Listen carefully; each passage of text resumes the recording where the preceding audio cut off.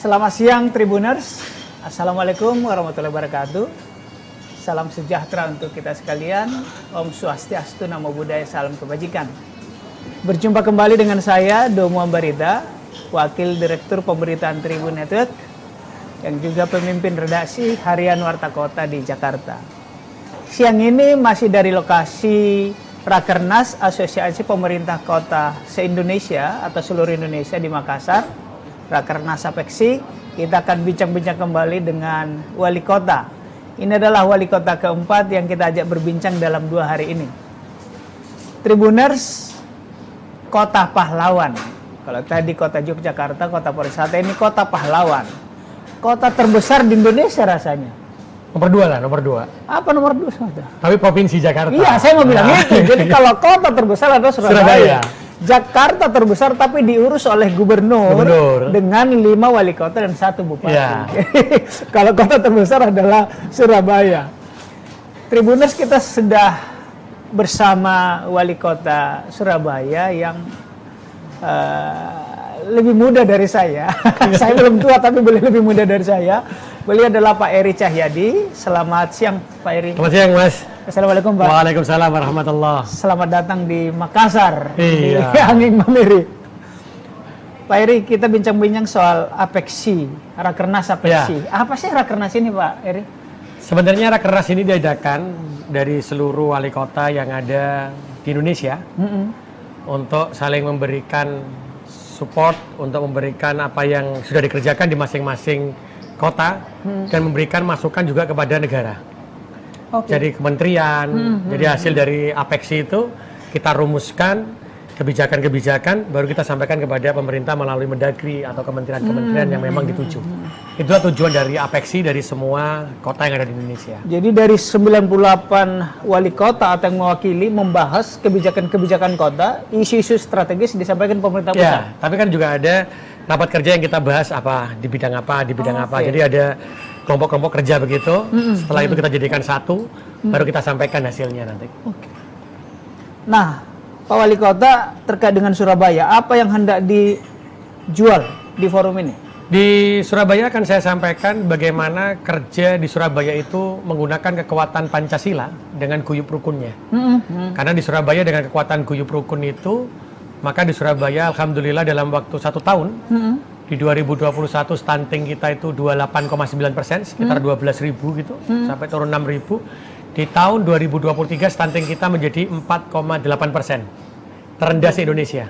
Sekitar 18% turun? Dari 28,9 menjadi 4,8. Wih, 24%. Sehingga disitulah kekuatan kita untuk mengatakan bahwa kekuatan itu adalah guyup rukun. Karena yang mengerjakan berbarengan adalah semua stakeholder yang ada di kota Surabaya, mau pentahelik, mau seluruh rakyat Surabaya itu berjibaku menjadi satu bagian.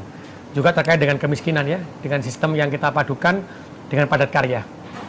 Sebentar Pak Wali, 24% turun. Turunnya 24%. Ini bukan masalah sepele loh, stunting ya, gizi di sana, perilaku di sana. Bahkan anak stunting itu bisa bukan hanya dipengaruhi dia setelah lahir, ibunya sebelum nikah pun dipengaruhi. Lalu apa yang dilakukan? Jadi di Surabaya kita stunting bukan hanya ketika bayi lahir terus kita intervensi, tidak. Jadi jauh sebelum dia menikah sudah kita intervensi. Salah satu contoh, ketika anak perempuan yang sudah menstruasi, maka kita sudah berikan zat magnesium, zat besi. Jadi di setiap sekolah kita kirim zat besi 2 minggu sekali, kita berikan. Itu ada data aplikasinya. Jadi ketika dia hari ini 2 minggu dia nggak minum, besoknya dia harus minum. Jadi kita tahu semua. Itu yang pertama. Yang kedua, setelah dia akan menikah, maka ada calon pengantin. Calon pengantin ini pendaftarannya harus melalui aplikasi. Jadi ketika daftar aplikasi, maka secara otomatis dia akan terdata ke DP3A. Apa itu? DP3A itu pemberdayaan perempuan dan anak. Itu sekaligus juga kepada dinas kesehatan. Ketika dia di DP3A, maka dia diberikan bimbingan calon pengantin. Dia ada pertanyaan, ada kelas khusus. Semacam kursus. Betul. Menuju keluarga yang nanti bisa mencegah stunting dan menuju keluarga bahagia. Ketika dia masuk ke dinas kesehatan, puskesmas, maka secara otomatis dia akan diukur berat Ya, ibunya, oke, berat ibu. oke, Berat ibu oke. berapa, lingkar lengan atas berapa, perut berapa. Oh gitu ya? Setelah itu keluarlah surat. Oh, Surat ini menuju ke kelurahan. oh. Maka kelurahan memproses. Semuanya by aplikasi nih. Jadi tinggal dia daftar, duduk saja. Setelah itu lari ke kelurahan. Kelurahan sudah keluar suratnya, dilemparlah ke kantor urusan agama. Oh. Jadi kantor urusan agama ini tidak akan pernah memanggil calon pengantin untuk dirapak gitu. Oh. Kalau ini belum ada surat dari kelurahan dan kecamatan, yang dari kesehatan dan DP3A. Oh. Ini juga kami kirim ke vihara, juga kami kirim ke gereja. Jadi kalau gereja juga ada yang meminta nikah, maka gereja mensyaratkan itu. Syarat itu harus diikuti. Ya. Jadi ketika dia sudah di KUA, maka ketika dia sudah dinikahkan, maka ini akan kembali lagi datanya ke kami lewat aplikasi. Setelah itu kita dampingi lagi mereka sebagai pasangan usia muda, usia subur. Oh. Ini mendampingi, setelah didampingi bagaimana makanan sehat, bagaimana ibu-ibu resiko tinggi, yang punya darah tinggi, yang punya resiko ibu melahirkan tinggi, kita dampingi terus. Setelah itu sampai dia melahirkan. Wow. Sampai dia melahirkan kita timbang lagi anaknya, umurnya berapa, sampai beratnya berapa, itu kita dampingi terus sampai anak umur 5 tahun. Oh.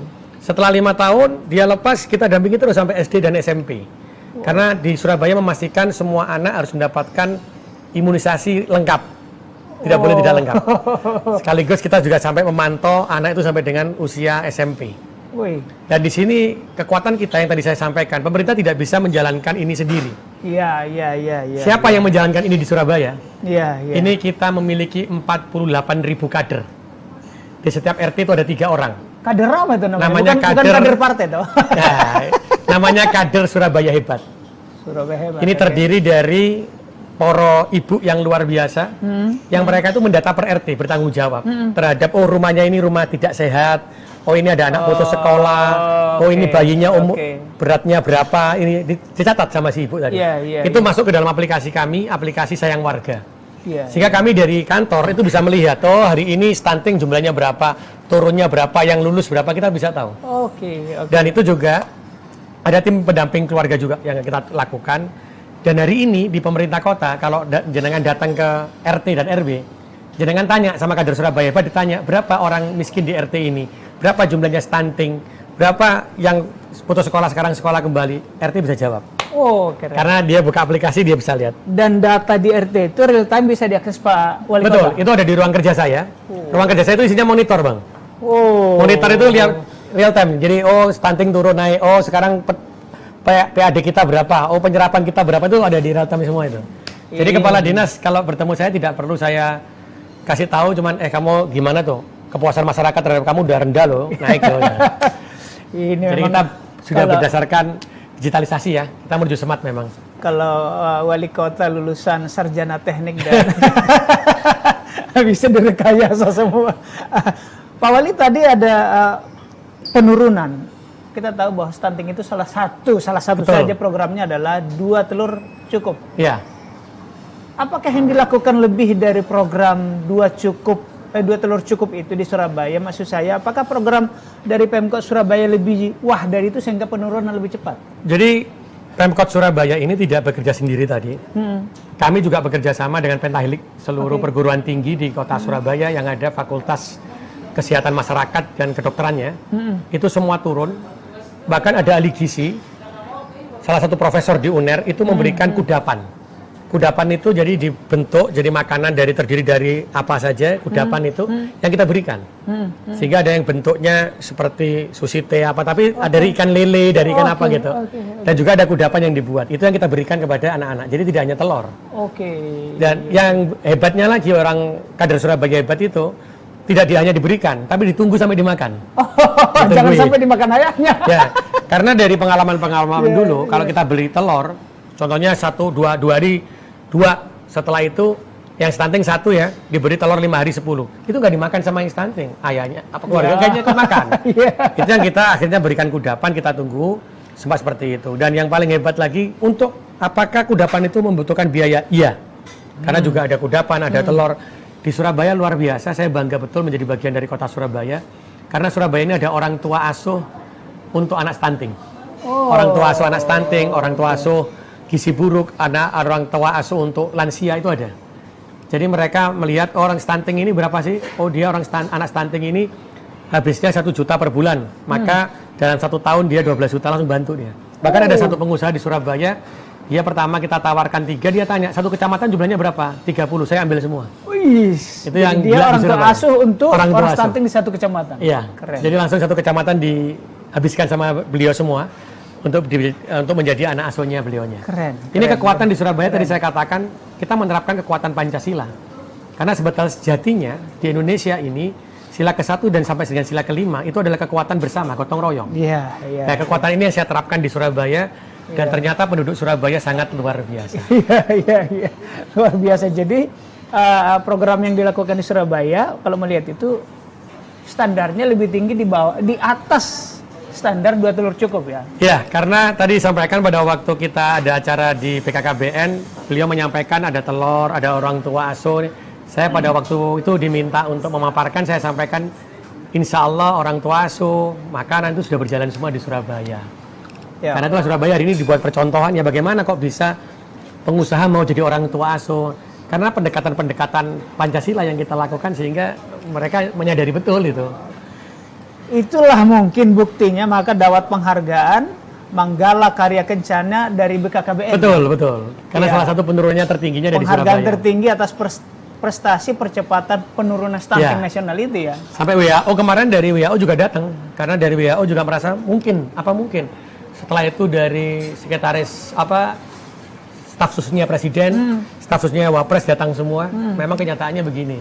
Karena saya tunjukkan kader Surabaya hebat, beliau pada kaget semua karena tidak ada kader Surabaya, kader yang seperti di Surabaya begitu.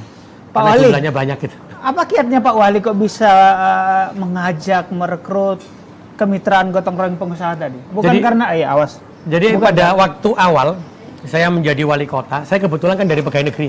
Ya. Saya terakhir dari kepala Bapeda. Ya. Sehingga saya tahu betul tidak bisa dalam menyusun sebuah kota atau memimpin sebuah kota itu top down. Maka kita harus dari bawah. Ya. Kalau saya punya prinsip khairunas anfa'uhum linas. Manusia itu yang paling baik adalah manusia yang benar-benar bermanfaat untuk manusia yang lainnya. Itu yang saya selalu katakan. Bahkan saya kalau di depan orang di depan orang banyak itu saya katakan, Surabaya jadi seperti ini bukan karena wali kotanya. Kalau ada salah satu wali kota yang mengatakan bahwa saya yang paling hebat berubah Surabaya karena saya, itu berarti wali kota yang paling salah. Karena kekuatan kita adalah kekuatan rakyat. Disitulah mereka akhirnya merasa Pak Wali seperti ini. Bahkan saya mengantor itu tidak lagi di kantor karena saya turun ke bawah. Bahkan seluruh jajaran lurah camat hari ini itu ngantornya di Balai RW. Tidak ada kantor di mana di kantor kelurahan. Karena apa? Karena saya mengatakan semua permasalahan itu bisa selesai kalau masyarakat itu bisa ada komunikasi dan diskusi. Karena saling menghargai itu lebih penting. Ternyata kekuatan itu luar biasa. Bahkan saya datang ke Balai RW, kan satu-satu ya, mengatakan mereka, Pak, belum ada pemimpin yang datang ke RW saya dalam sejarah kecuali Bapak. Gitu. Nah, dari seperti ini saya katakan sama teman-teman betapa kita menjadi pemerintah yang menjadi bagian untuk mensejahterakan umat kalau kita tidak pernah bertemu dengan umatnya. Di situ ternyata tanggapan masyarakat sangat luar biasa dan merasa saya ajak membangun Surabaya juga luar biasa, akhirnya menjadi kekuatan besar. Partisipasi proaktivitas jadi timbul dari diri sendiri ya. Bahkan saya di Surabaya ini saya punya grup Forkom. Grup Forkom itu ada di Surabaya itu ada 31 kecamatan. 31 kecamatan. Grupnya saya itu ada 31. Saya punya grup 31 di Surabaya. Satu kecamatan ini, grup satu kecamatan itu terdiri dari RT, RW, lurah, camat, LPMK di situ. Bicaranya banyak. Tidak ada insya Allah wali kota atau kepala daerah yang berani seperti ini. Sehingga di sini disampaikan semua. Sehingga di situ saya bilang sama teman-teman, kita sebagai pemerintah, inilah keindahan yang kita rasakan. Berarti kita tahu kelemahan kita. Kalau kita dikritik tahu kelemahan, harus diperbaiki. Jangan menyerah untuk itu. Jadi 31 kecamatan, Mas. Saya masuk satu-satu. Saya jadi tahu di sini kotor, di sini kurang, di sini apa. Dan teman-teman saya bilang, jangan sampai saya tahu duluan daripada kamu. Dan nomor telepon saya, itu nomor telepon umum. Masyarakat bisa langsung kontak saya. Satu hari itu saya bisa sampai 3.000 sampai 5.000 WA. Saya sudah sampaikan ke warga Surabaya, saya mohon maaf. Jawabnya tidak bisa sehari, 2 hari, bisa 3 hari, 4 hari. Kalau dulu, Mas, itu saya langsung jawab. Kalau hari ini saya jawabnya agak lama karena kan sampai ribuan. Tapi di situ saya ada yang mengatakan, Pak, kenapa tidak diberikan tim saja? Tidak. Karena saya harus tahu apa yang dimau dan terjadi di masyarakat saya. Dan alhamdulillah setelah kejadian itu saya sampaikan, kumpulkan semua pegawai, saya bilang, kenapa kamu tidak tahu saya tahu? Karena nomor telepon saya, masyarakat tahu, masa lurah camat sama kepala dinas nomor teleponnya nggak dikasih ke warganya. Setelah itu nomor teleponnya nggak ada yang nggak dikasih, Pak. Dikasih semua. Dan itu saya bilang, bayangin, mereka jadi kepala dinas, jadi lurah camat, nomor teleponnya disimpan nggak dikasih warganya. Kan nggak pantas gitu Wali kan. kota dapat, Pak. Akhirnya semua dikasih. Tugas kita sekarang agak ringan gitu. Tapi ngomong-ngomong, dialokasikan terkait itu tadi di akses publik, dialokasikan berapa jam per hari hanya untuk melihat WA keluhan warga? Saya kalau melihat keluhan warga itu saya pasti di pagi hari dan malam hari. Ketika itu saya kalau menjawab WA itu sekitar jam 8 sampai jam 12 malam. Itu setiap hari. Tapi di sela-sela ini, di sela-sela pekerjaan, saya pasti akan buka. Dan akhirnya dari pengalaman itu, saya buat aplikasi, Mas. Bikin sendiri? Ya, bikin sendiri. Saya aplikasi di Surabaya nggak ada yang bikin orang, bikin sendiri sama teman-teman. Jadi di situ itu yang di grup Forkom tadi, itu sama yang masuk ke WA saya, itu otomatis langsung bisa ke grup. Jadi masuk, ini kecamatan ini kecamatan ini, kecamatan ini, kecamatan ini. Saya udah tahu di aplikasi. Setelah itu saya langsung lempar ke mana? Lempar ke teman-teman. Teman-teman langsung kelihatan. Ini nyelesaikannya dalam waktu 1 kali 24 jam atau lebih. Jadi saya lihat aja teman-teman. Jadi teman-teman alhamdulillah sekarang tidak ada yang kerjanya tidak terpantau, tidak ada. Oke. Kalau bisa saya runutkan adalah Pak Wali Kota turun ke bawah ke RW-RW secara fisik, ya, lalu membuat grup-grup WA untuk menampung berinteraksi dengan RT, RW, lurah camat, dan apapun namanya MMK, itu di kecamatan, menampung aspirasi mereka lalu diidentifikasi, ini ke sini, ini ke sini. Betul. Lalu dimonitor solusinya. Betul, karena kami punya kontrak kinerja di Kota Surabaya itu. Saya punya kontrak kinerja dengan seluruh kepala dinas, kepala OPD, kepala dinas, lurah camat. Itu punya output dan outcome. Penyelesaian pekerjaan berapa lama begitu. Di bawahnya ada surat pernyataan. Jikalau saya tidak mencapai output dan outcome saya, dan tidak menyelesaikan 1 kali 24 jam, maka saya siap dan bersedia tanpa menuntut untuk diganti, ditandatangani di atas materai. Itu namanya kontrak kinerja. Dan hari ini, saya sudah menurunkan berapa orang ya. Jadi saya bukan karena suka dan tidak suka, tapi karena output dan outcome objektif. Saya bilang sama teman-teman, saya tidak ingin pegawai negeri jadikan politisasi. Tapi kamu bekerja dengan hatimu, dengan output dan outcome-mu. Jadi siapa yang mau jadi output ini, silakan jadi kepala dinas. Kalau tidak mampu, silakan minggir. Akhirnya ada tanda tangan. Ada yang kepala dinas cuma 1 tahun ganti. 1 tahun ganti. Ada yang lepas dari camat. Karena outcome-nya tidak tercapai. Saya bilang, ini bukti bukan saya suka dan tidak suka. Tapi kamu yang sendiri yang bisa mempertahankan jabatanmu, bukan saya. Itu yang terjadi dengan objektif, transparan begitu, dia nggak sakit hati dong. Betul. Karena akhirnya ya banyak yang menerima. Karena outputnya memang nggak tercapai, bukan saya loh. Outputnya nggak tercapai, ada evaluasi kan. Harusnya sasarannya 80, sasarannya cuma terjadi 40. Ya sudah dia mengundurkan diri. Pak Wali, stunting turun, lalu di sisi lain kemiskinan juga menurun, 5,98% begitu? Jadi awalnya 5,9 sekarang jadi 4,3. Pengangguran yang dari pengangguran terbuka dari 9,7 menjadi 7,3. Apa yang dilakukan itu untuk kemiskinan pengangguran? Ini, jadi sama. Semua data kita tahu. Saya sampaikan kepada kepala dinas. Saya mau tanya, coba dibuka anggaran kamu, saya bilang gitu. Dibuka, Bang. Misalnya dinas apa nih? Dinas PU Bina Marga. PU Bina Marga saja. Dari anggaran yang kamu punya, berapa kamu bisa turunkan kemiskinan? Berapa kamu bisa menyerap tenaga kerja? Itu ya, itu yang realnya, menyerap tenaga kerja ya, menyerap ya. Di situ mereka mengatakan, tidak bisa Pak kita menurunkan kemiskinan. Karena kita ini adalah dinas teknis. Contohnya mengerjakan paving, mengerjakan Yudit Pokalvert itu. Saya senyum. Nggak bisa menurunkan kemiskinan. Apa yang namanya UMKM, saya bilang gitu. Usaha mikro kecil. Apa yang dilakukan? Buat kue. Terus salah.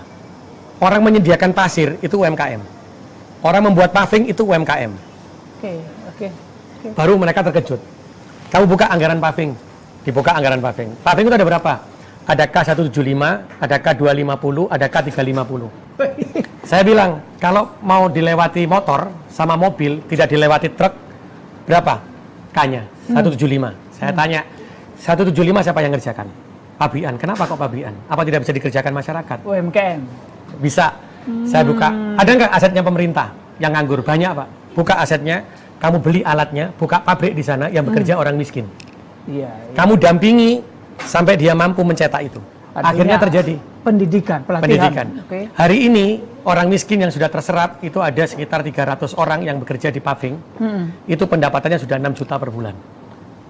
Ini hanya untuk paving loh. Mereka diambil dari mana? Contohnya orang miskin ini diambil dari mana? Jadi kita punya data, orang miskin di Surabaya berapa ratus ribu. Jadi awalnya kita 1 juta jiwa, sekarang tinggal 250 ribu kakak. Oh, karena ada tadi data di RT RW tadi. Iya, jadi kita tahu kakaknya nomor berapa. Kakak nomor berapa? Kita ambil anak-anaknya, kita kerjakan di sana. Hari ini saya sudah minta kepada kepala dinas. Jadi awalnya Mas, ketika teman-teman kepala dinas itu paparan ke saya, nggak ada yang lulus satu pun. Oh, karena beliau berpikir bahwa kalau yang dinas teknis itu nggak ada hubungannya dengan kemiskinan. Yang ada kemiskinan dinas sosial, DP3A, itu salah besar. Gitu ya. Saya bilang aja bagian umum. Untuk bagaimana kamu mengurangi kemiskinan? Tidak ada bagian umum apa, Pak. Kamu cetak map di mana? Iya. Jadi akhirnya apa? Anak muda yang menganggur kita buatkan kantor, kita sediakan alat cetak mapnya di mereka. Berapa miliar? Seragam, saya bilang gitu. Seragam untuk anak miskin itu ada sekitar 300 miliar uang kami. Karena kami untuk orang miskin itu kita berikan seragam, berikan sepatu. Anak miskin yang sekolah ya. Sekolah, oke.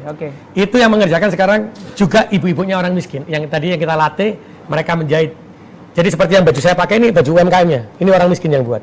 Sepatu yang saya pakai ini sepatu orang miskin. Celana yang saya pakai ini celana orang miskin yang jahit semua. Benaran nih? Loh, betulan. Ini yang jualan ini harganya berapa? 200 ribu bang. Sepatu ini 200 ribu. Gitu ya? Sepatu ini 200 ribu ini. Baju ini kainnya harganya sekitar 500 ribu UMKM. Oke. Jadi semua ini dari UMKM. Jadi saya kemanapun acara, saya pasti menggunakan produk Surabaya pula, ya kan? Iya. Saya selalu katakan teman-teman, pemerintah selalu mengatakan UMKM tapi malu menggunakan produk UMKM. Jadi mulai hari ini gunakan produk UMKM. Jadi batiknya teman-teman Pemkot, sepatunya semuanya adalah produk UMKM. Bukan lagi tagline-nya bangga buatan dalam negeri, tetapi bangga buatan UMKM. Betul. Wih keren. Saya apa malu pakai sepatu ini? Bagus bang sepatunya. Keren ini. Keren. Wajar lah kalau begitu. Stunting turun, kemiskinan turun, penyerapan tenaga kerja naik ya. Pak Wali, kita tahu bahwa sebelumnya, sekali lagi sebelumnya, Pak Wali agak sulit kita lepas dari bayang-bayang Ibu Risma. Pertanyaan saya adalah, penilaian subjektif boleh, atau pendapat orang lain. Lebih sukses Surabaya sekarang kah dibandingkan dulu, misalnya dalam kebersihan kota, atau yang lain-lain juga boleh? Tidak bisa dipisahkan keberhasilan wali kota hari ini dengan wali kota sebelumnya. Bu Risma berhasil karena Pak Bambang Deha. Karena Pak Bambang Deha sudah meneletakkan pondasi. Setelah itu Pak Bambang Deha membangun sebuah infrastruktur, mulai dari stadion yang digunakan U17. Karena kalau tidak ada Pak Bambang Deha tidak ada stadion. Setelah itu dilanjutkan oleh Bu Risma. Bu Risma apa? Wali kota yang baik karena beliau melanjutkan sustainable dari apa yang dilanjutkan Pak Bambang, menciptakan kebersihan, membangun infrastruktur. Sebuah ekonomi itu akan berjalan ketika infrastrukturnya terpenuhi. Bu Risma tidak bisa menyentuh kemiskinan dan infrastruktur secara bersamaan. Karena itulah beliau mengambil infrastruktur untuk yang pertama. Sehingga kemiskinan, karena itu ada yang bilang, loh kemiskinan zaman Bu Risma itu tinggi, pengangguran tinggi. Tidak mungkin dalam satu pemerintah bisa menggunakan kekuatan anggaran dua bidang dia ambil semua. Pasti beliau punya prioritas. Nah, ketika saya menjadi wali kota, maka ketika saya menjadi wali kota yang baik adalah wali kota yang sustainable. Melanjutkan apa yang sudah dikerjakan wali kota terdahulu. Ketika pondasi sudah terdahulu dijalankan, saya lihat infrastruktur sudah jalan, stadion sudah jalan. Karena itulah saya pegang kemiskinan. Tidak saya lagi mengurusi infrastruktur. Betul. Hari ini yang saya bangun adalah sumber daya manusia. Jadi anggaran kami 50% dari 10 triliun itu adalah digunakan untuk pembangunan anak. Karena saya ingin menjadikan anak itu adalah pemimpin bangsa yang kelak akan menjadi pemimpin yang memiliki akhlakul karimah. Jadi saya tidak lagi membangun infrastruktur. Kalau Pak Bambang punya, ada yang tanya sama saya, Pak Bambang punya stadion, Bu Risma punya jembatan, Pak Eri punya apa? Saya punya sumber daya manusia. Karena saya ketika melanjutkan perjuangan wali kota sebelumnya, maka saya harus melanjutkan amal jariah yang sudah dibentuk. Saya selalu katakan sama mereka, kalau pahlawan ini dulu berjuangnya dengan kemauannya sendiri-sendiri, tidak mungkin Indonesia merdeka. Karena itulah wali kota tidak boleh melakukan perjuangan sendiri-sendiri. Apa yang sudah dilakukan, lanjutkan. Apa yang kurang, kerjakan. Jadi kalau dikatakan siapa yang lebih baik, kami semuanya adalah yang terbaik kota Surabaya. Tribuners, kita tahu bahwa Piala Dunia U20 gagal di Indonesia. Dan pengobat rindu U17 dan sebentar lagi akan diselenggarakan. Antara lain di Surabaya. Pak Wali, apa yang dipersiapkan oleh Jadi kita siapkan wisata olahraga, juga terkait dengan merchandise. Wisata olahraga? Ya, karena di Surabaya itu hampir di semua RW itu ada lapangan futsal yang sudah kita bangun. Setiap kelurahan. Setiap RW, setiap kelurahan itu ada lapangan futsal. Karena itulah kita akan mengadakan lomba futsal. Di masing-masing RW nanti. Setelah itu juaranya masuk ke tingkat kelurahan, masuk ke tingkat kecamatan, masuk ke tingkat kota, Piala Wali Kota. Sambil menyambut Piala Dunia 17. Jadi sudah akan digelar? Sudah akan kita gelar. Nanti kita akan gelar pada sebenarnya kemarin, tapi karena batal baru ini kan ada U17 kita gelarkan nanti di awal Agustus. Setelah itu juga ada merchandise yang akan dibuat oleh para UMKM-nya Kota Surabaya. Jadi nanti kita akan pastikan kalau Surabaya nanti sudah ini tim mana saja, negara mana saja, kita buatkan baju, kita taruh di stadion nanti. Kita akan ramaikan Kota Surabaya menyambut Piala Dunia U17. Luar biasa. Pak Eri memang kan penggemar Persebaya ya, setiap pertandingan pasti nonton kita. Setiap pertandingan pasti nonton ya. Baik, luar biasa Surabaya. Pak Wali, barangkali kita sedikit saya terkait dengan Apexi. Ya. Banyak tadi keunggulan, sistem digital, pelayanan, transparan. Apa yang Pak Eri mau sampaikan ke teman-teman wali kota? Apa yang layak dicontoh dari Surabaya? Sebenarnya setiap kota itu punya kelebihan, juga punya kekurangan. Yang saya pikirkan di setiap Apexi adalah bayangkan setiap kota itu tidak membuat sendiri-sendiri. Berapa uang negara yang dikeluarkan? Jadi contoh kalau kita sudah punya aplikasi stunting, coba ini bisa digunakan semua kota kumpul. Ini punya Surabaya, ini punya siapa, dikumpulkan jadi satu, terus dikelola bareng. Akhirnya kita tahu mana yang terbaik, dimasukkan semua jadi sempurna. Ini dipakai semuanya. Sehingga tidak ada, itu yang kita harapkan dari Apexi sebenarnya. Juga ada penyelesaian yang lainnya. Ini saya masih teringat dengan tidak merintis lagi dari nol ya. Karena kalau merintis lagi, ini akhirnya punya aplikasi sendiri, ini dengan tujuan yang sama, uang negara habis. Ini yang tidak terpikirkan kadang-kadang. Dan yang paling menakutkan adalah akhirnya seluruh kepala daerah ini berlomba-lomba membuat inovasi yang terus mengucurkan uang negara. Ini yang jadi agak susah. Hanya untuk inovasi aplikasi. Akhirnya untuk mendapatkan sebuah penghargaan. Ini jangan sampai, karena itulah di Apexi ini ya kita akan menyatukan itu sebenarnya. Karena saya waktu itu masih ingat, Mas, ada namanya lelang elektronik. Epoch Recruitment pertama kali itu lelang elektronik dibuat di Surabaya. Hak ciptanya atas nama saya. Jadi seluruh Indonesia mengatakan tidak mungkin dijalankan di Indonesia karena situasinya berbeda, wilayahnya berbeda. Tapi setelah itu diambil oleh Bappenas, setelah itu dipanggil pakai LKPP, di grup oleh KPK, Agus Raharjo waktu itu, buktinya lelang elektronik dipakai seluruh Indonesia sekarang. Satu aplikasi tapi di setiap daerah tidak mengeluarkan biaya masing-masing. Hebat kan? Saya bermimpi Indonesia punya Epoch Recruitment, lelang elektronik, Indonesia punya aplikasi stunting, Indonesia punya aplikasi yang satu tapi untuk semua. Inilah kekuatan Pancasila, Bhinneka Tunggal Ika, tapi satu Pancasila. Luar biasa. Pak Wali menjabat sejak 26 Februari 2021. Sebentar lagi oleh undang-undang akan berakhir. Dan 15 bulan lagi akan ada pilkada serentak. Iya, betul. Dengan segala catatan prestasi tadi, masih cinta dengan kota Surabaya atau mau naik kelas? Saya dilahirkan di Surabaya. Pada waktu saya dicalonkan menjadi wali kota, saya tanya ke Umi saya, apakah saya diperkenankan menjadi wali kota? Umi tanya saya, niatmu apa? Begitu. Niat saya ingin mensejahterakan warga Surabaya, jangan. Tapi niatmu kamu ganti. Diganti apa, Mi? Kalau Umi dan Abah meninggal, maka terangi makam Umi dan Abah dengan kelakuanmu, dan kamu harus membahagiakan warga Surabaya dengan kelakuanmu. Makamnya Umi dan Abah jadi terang. Jadi jangan tinggalkan Surabaya sebelum itu berakhir, masa tugasmu berakhir. Karena ini adalah amanah Umi dan Abah saya baru saja menjadi almarhum, sehingga ini janji saya kepada Abah dan Umi saya kalau diminta, saya ingin tetap ada di Surabaya. Saya hadir untuk Surabaya, karena saya belum bisa memberikan apa-apa di Surabaya ini dalam waktu masa kepemimpinan saya. Karena saya 26 Februari, di 2004 September mungkin saya harus berakhir, berarti 3 tahun setengah, Mas. 3 tahun setengah, setahunnya saya hanya bertemu dengan COVID. Jadi 26 Februari 2021 sampai 26 Februari 2022, saya bekerja hanya masker, vaksin, dan macam-macam. Berarti saya belum bisa memberikan apa-apa kepada warga Surabaya. Hanya 2 tahun setengah. Tapi warga Surabaya belum bisa merasakan kesejahteraan. Karena saya merubah mindset, merubah sumber daya manusianya. Dan itu butuh waktu, dan sekarang sudah terbentuk sumber daya manusia itu. Maka saya ketika mengakhiri tugas saya ingin betul ketika kemiskinannya sudah di bawah 1%, terus stuntingnya zero stunting, itu saya baru bisa meninggalkan Surabaya. Luar biasa. Karena itu janji saya pada umat Surabaya.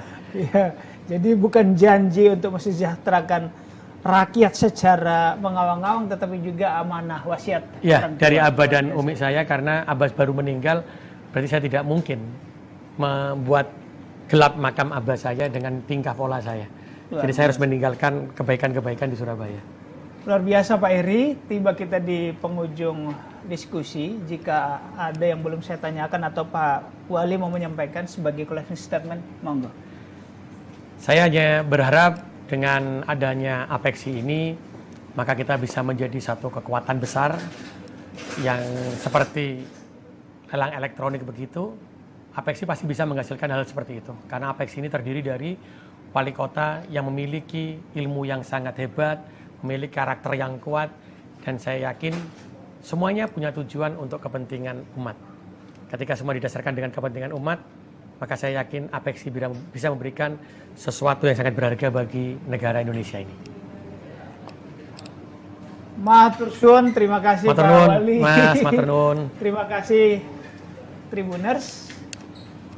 Saya Domo Ambarita, pamit undur diri, sampai jumpa pada diskusi berikutnya. Wassalamualaikum warahmatullahi wabarakatuh. Waalaikumsalam warahmatullahi wabarakatuh. Matur nuwun. Matur nuwun. Luar biasa.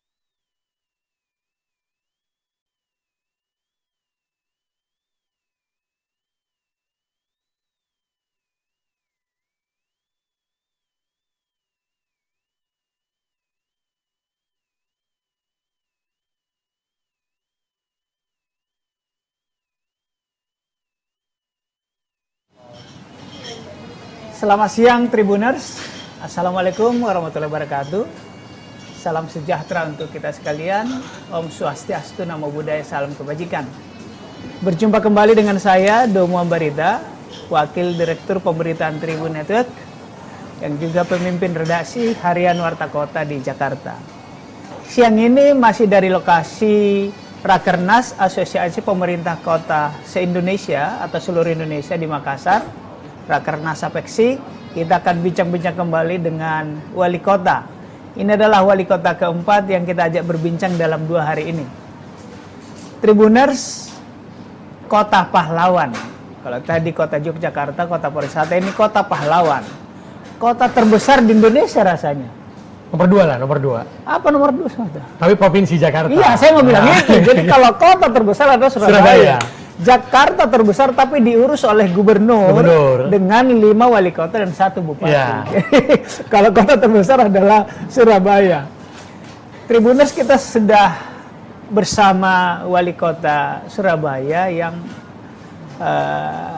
lebih muda dari saya. Saya belum tua tapi boleh lebih muda dari saya. Beliau adalah Pak Eri Cahyadi. Selamat siang Pak Eri. Selamat siang Mas. Assalamualaikum Pak. Waalaikumsalam warahmatullahi. Selamat datang di Makassar. Iya. Di Anging Mamiri. Pak Eri, kita bincang-bincang soal Apexi, Rakernas Apexi. Ya. Apa sih Rakernas ini Pak Eri? Sebenarnya Rakernas ini diadakan dari seluruh wali kota yang ada di Indonesia untuk saling memberikan support, untuk memberikan apa yang sudah dikerjakan di masing-masing kota dan memberikan masukan juga kepada negara. Jadi kementerian, jadi hasil dari Apexi itu kita rumuskan kebijakan-kebijakan baru kita sampaikan kepada pemerintah melalui Mendagri atau kementerian-kementerian yang memang dituju. Itulah tujuan dari Apexi dari semua kota yang ada di Indonesia. Jadi dari 98 wali kota atau yang mewakili membahas kebijakan-kebijakan kota, isu-isu strategis disampaikan pemerintah pusat. Ya, tapi kan juga ada rapat kerja yang kita bahas apa di bidang apa, di bidang apa. Jadi ada kelompok-kelompok kerja begitu. Setelah itu kita jadikan satu, baru kita sampaikan hasilnya nanti. Nah, Pak Wali Kota, terkait dengan Surabaya, apa yang hendak dijual di forum ini? Di Surabaya akan saya sampaikan bagaimana kerja di Surabaya itu menggunakan kekuatan Pancasila dengan guyup rukunnya. Karena di Surabaya dengan kekuatan guyup rukun itu, maka di Surabaya alhamdulillah dalam waktu 1 tahun, di 2021 stunting kita itu 28,9%, sekitar 12.000 gitu, sampai turun 6.000. Di tahun 2023 stunting kita menjadi 4,8%, terendah se-Indonesia. Sekitar 18% turun. Dari 28,9 menjadi 4,8. Wih, 24%. Sehingga disitulah kekuatan kita untuk mengatakan bahwa kekuatan itu adalah guyup rukun. Karena yang mengerjakan berbarengan adalah semua stakeholder yang ada di kota Surabaya, mau pentahelik, mau seluruh rakyat Surabaya itu berjibaku menjadi satu bagian. Juga terkait dengan kemiskinan ya, dengan sistem yang kita padukan dengan padat karya.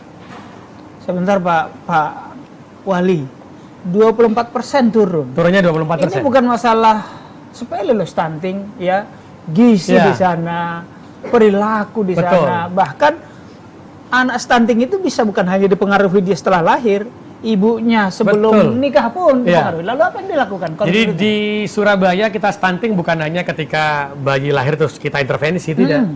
Jadi jauh sebelum dia menikah sudah kita intervensi. Salah satu contoh, ketika anak perempuan yang sudah menstruasi, maka kita sudah berikan zat magnesium, zat besi. Jadi di setiap sekolah kita kirim zat besi 2 minggu sekali, kita berikan. Itu ada data aplikasinya. Jadi ketika dia, hari ini 2 minggu dia nggak minum, besoknya dia harus minum. Jadi kita tahu semua. Itu yang pertama. Yang kedua, setelah dia akan menikah, maka ada calon pengantin. Calon pengantin ini pendaftarannya harus melalui aplikasi. Jadi ketika daftar aplikasi, maka secara otomatis dia akan terdata ke DP3A. Apa itu? DP3A itu pemberdayaan perempuan dan anak. Itu sekaligus juga kepada dinas kesehatan.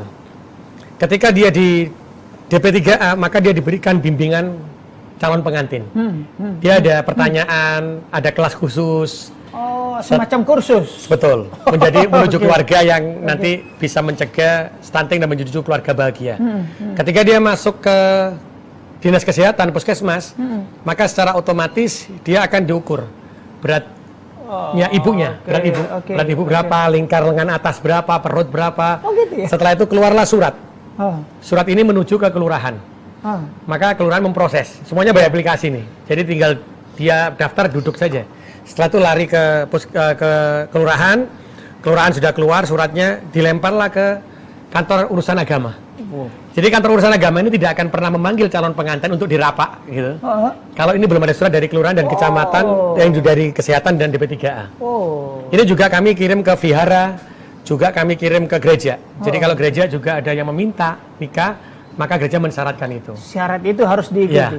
Jadi ketika dia sudah di KUA, maka ketika dia sudah dinikahkan, maka ini akan kembali lagi datanya ke kami lewat aplikasi. Setelah itu kita dampingi lagi mereka sebagai pasangan usia muda, usia subur. Ini mendampingi, setelah didampingi bagaimana makanan sehat, bagaimana ibu-ibu resiko tinggi, yang punya darah tinggi, yang punya resiko ibu melahirkan tinggi, kita dampingi terus. Setelah itu sampai dia melahirkan. Sampai dia melahirkan kita timbang lagi anaknya, umurnya berapa, sampai beratnya berapa, itu kita dampingi terus sampai anak umur 5 tahun. Setelah 5 tahun, dia lepas, kita dampingi terus sampai SD dan SMP. Karena di Surabaya memastikan semua anak harus mendapatkan imunisasi lengkap. Tidak boleh tidak lengkap. Sekaligus kita juga sampai memantau anak itu sampai dengan usia SMP. Dan di sini kekuatan kita yang tadi saya sampaikan, pemerintah tidak bisa menjalankan ini sendiri. Siapa yang menjalankan ini di Surabaya? Ini kita memiliki 48.000 kader. Di setiap RT itu ada 3 orang. Kader apa itu namanya? Namanya bukan kader partai toh. Namanya kader Surabaya Hebat. Ini terdiri dari para ibu yang luar biasa, yang mereka itu mendata per RT, bertanggung jawab terhadap rumahnya ini rumah tidak sehat, oh ini ada anak putus sekolah, oh ini bayinya beratnya berapa, ini dicatat sama si ibu tadi. Itu masuk ke dalam aplikasi kami, aplikasi Sayang Warga. Sehingga kami dari kantor itu bisa melihat, oh hari ini stunting jumlahnya berapa, turunnya berapa, yang lulus berapa, kita bisa tahu. Dan itu juga ada tim pendamping keluarga juga yang kita lakukan. Dan hari ini di pemerintah kota, kalau jenengan datang ke RT dan RW, jenengan tanya sama kader Surabaya Hebat, ditanya berapa orang miskin di RT ini, berapa jumlahnya stunting, berapa yang putus sekolah sekarang sekolah kembali, RT bisa jawab.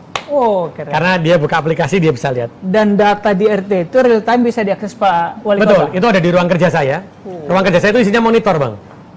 Monitor itu lihat real time. Jadi, stunting turun naik, sekarang PAD kita berapa, penyerapan kita berapa, itu ada di real time semua itu. Jadi kepala dinas kalau bertemu saya tidak perlu saya kasih tahu, cuman kamu gimana tuh, kepuasan masyarakat terhadap kamu udah rendah loh, naik loh. Jadi kita sudah berdasarkan digitalisasi ya, kita menuju smart memang. Kalau wali kota lulusan sarjana teknik dan bisa direkayasa semua. Pak Wali, tadi ada penurunan. Kita tahu bahwa stunting itu salah satu saja programnya adalah 2 telur cukup. Iya. Apakah yang dilakukan lebih dari program 2 telur cukup itu di Surabaya? Maksud saya, apakah program dari Pemkot Surabaya lebih dari itu sehingga penurunan lebih cepat? Jadi Pemkot Surabaya ini tidak bekerja sendiri tadi. Kami juga bekerja sama dengan Pentahilik, seluruh perguruan tinggi di kota Surabaya yang ada fakultas kesehatan masyarakat dan kedokterannya. Itu semua turun. Bahkan ada ahli gizi, salah satu profesor di UNER itu memberikan kudapan. Kudapan itu jadi dibentuk jadi makanan terdiri dari apa saja, kudapan itu yang kita berikan. Sehingga ada yang bentuknya seperti sushi teh tapi ada dari ikan lele, dari ikan apa gitu. Dan juga ada kudapan yang dibuat. Itu yang kita berikan kepada anak-anak. Jadi tidak hanya telur. Dan yang hebatnya lagi, orang kader Surabaya Hebat itu tidak hanya diberikan, tapi ditunggu sampai dimakan. Jangan sampai dimakan ayahnya. Ya, karena dari pengalaman dulu, kalau kita beli telur, contohnya 1-2 hari, 2 setelah itu yang stunting 1 ya, diberi telur 5 hari 10. Itu nggak dimakan sama yang stunting, ayahnya, apa keluarga kayaknya kan makan. Itu yang kita akhirnya berikan kudapan, kita tunggu sempat seperti itu. Dan yang paling hebat lagi, untuk apakah kudapan itu membutuhkan biaya? Iya, karena juga ada kudapan, ada telur. Di Surabaya luar biasa, saya bangga betul menjadi bagian dari kota Surabaya. Karena Surabaya ini ada orang tua asuh untuk anak stunting. Orang tua asuh anak stunting, orang tua asuh gizi buruk, orang tua asuh untuk lansia itu ada. Jadi mereka melihat orang stunting ini berapa sih? Dia anak stunting ini habisnya 1 juta per bulan. Maka dalam 1 tahun dia 12 juta langsung bantu dia. Bahkan ada satu pengusaha di Surabaya, dia pertama kita tawarkan 3, dia tanya 1 kecamatan jumlahnya berapa? 30, saya ambil semua.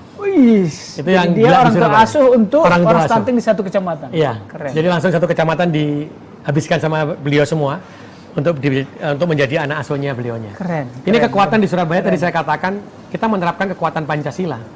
Karena sebetulnya sejatinya di Indonesia ini sila ke-1 dan sampai dengan sila ke-5 itu adalah kekuatan bersama, gotong royong. Iya. Nah, kekuatan ini yang saya terapkan di Surabaya. Dan ternyata penduduk Surabaya sangat luar biasa. Iya. Luar biasa. Jadi program yang dilakukan di Surabaya, kalau melihat itu standarnya lebih tinggi di atas standar 2 telur cukup ya? Ya, karena tadi disampaikan pada waktu kita ada acara di BKKBN, beliau menyampaikan ada telur, ada orang tua asuh. Saya pada waktu itu diminta untuk memaparkan, saya sampaikan insya Allah orang tua asuh, makanan itu sudah berjalan semua di Surabaya. Ya. Karena itulah Surabaya hari ini dibuat percontohan, ya bagaimana kok bisa pengusaha mau jadi orang tua asuh. Karena pendekatan-pendekatan Pancasila yang kita lakukan sehingga mereka menyadari betul itu.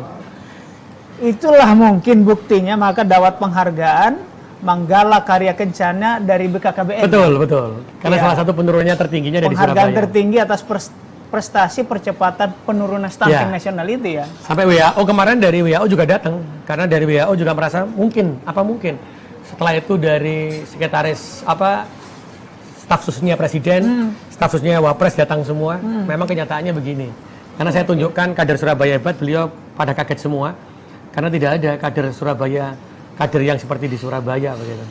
Pak Wali, jumlahnya banyak gitu. Apa kiatnya Pak Wali kok bisa mengajak, merekrut kemitraan gotong royong pengusaha tadi? Bukan karena Jadi pada waktu awal saya menjadi wali kota, saya kebetulan kan dari pegawai negeri. Ya. Saya terakhir dari kepala Bapeda. Ya. Sehingga saya tahu betul tidak bisa dalam menyusun sebuah kota atau memimpin sebuah kota itu top down. Maka kita harus dari bawah. Ya. Kalau saya punya prinsip khairunas anfa'uhum linas. Manusia itu yang paling baik adalah manusia yang benar-benar bermanfaat untuk manusia yang lainnya. Itu yang saya selalu katakan. Bahkan saya, Pak, kalau di depan orang, Mas, di depan orang banyak itu saya katakan, Surabaya jadi seperti ini bukan karena wali kotanya. Kalau ada salah satu wali kota yang mengatakan bahwa saya yang paling hebat berubah Surabaya karena saya, itu berarti wali kota yang paling salah. Ya. Karena kekuatan kita adalah kekuatan rakyat. Disitulah mereka akhirnya merasa Pak Wali seperti ini. Bahkan saya mengantor itu tidak lagi di kantor karena saya turun ke bawah. Bahkan seluruh jajaran lurah camat hari ini itu ngantornya di Balai RW. Oh. Tidak ada kantor di Iya. di mana di kantor kelurahan. Karena apa? Karena saya mengatakan semua permasalahan itu bisa selesai kalau masyarakat itu bisa ada komunikasi dan diskusi. Iya. Karena saling menghargai itu lebih Iya, penting. iya, Ternyata kekuatan itu luar biasa. Bahkan saya datang ke Balai RW, kan datang satu-satu ya, mengatakan mereka, Pak, belum ada pemimpin yang datang ke RW saya dalam sejarah kecuali Bapak. Gitu. Nah, dari seperti ini saya katakan sama teman-teman, betapa kita menjadi pemerintah yang menjadi bagian untuk mensejahterakan umat kalau kita tidak pernah bertemu dengan umatnya.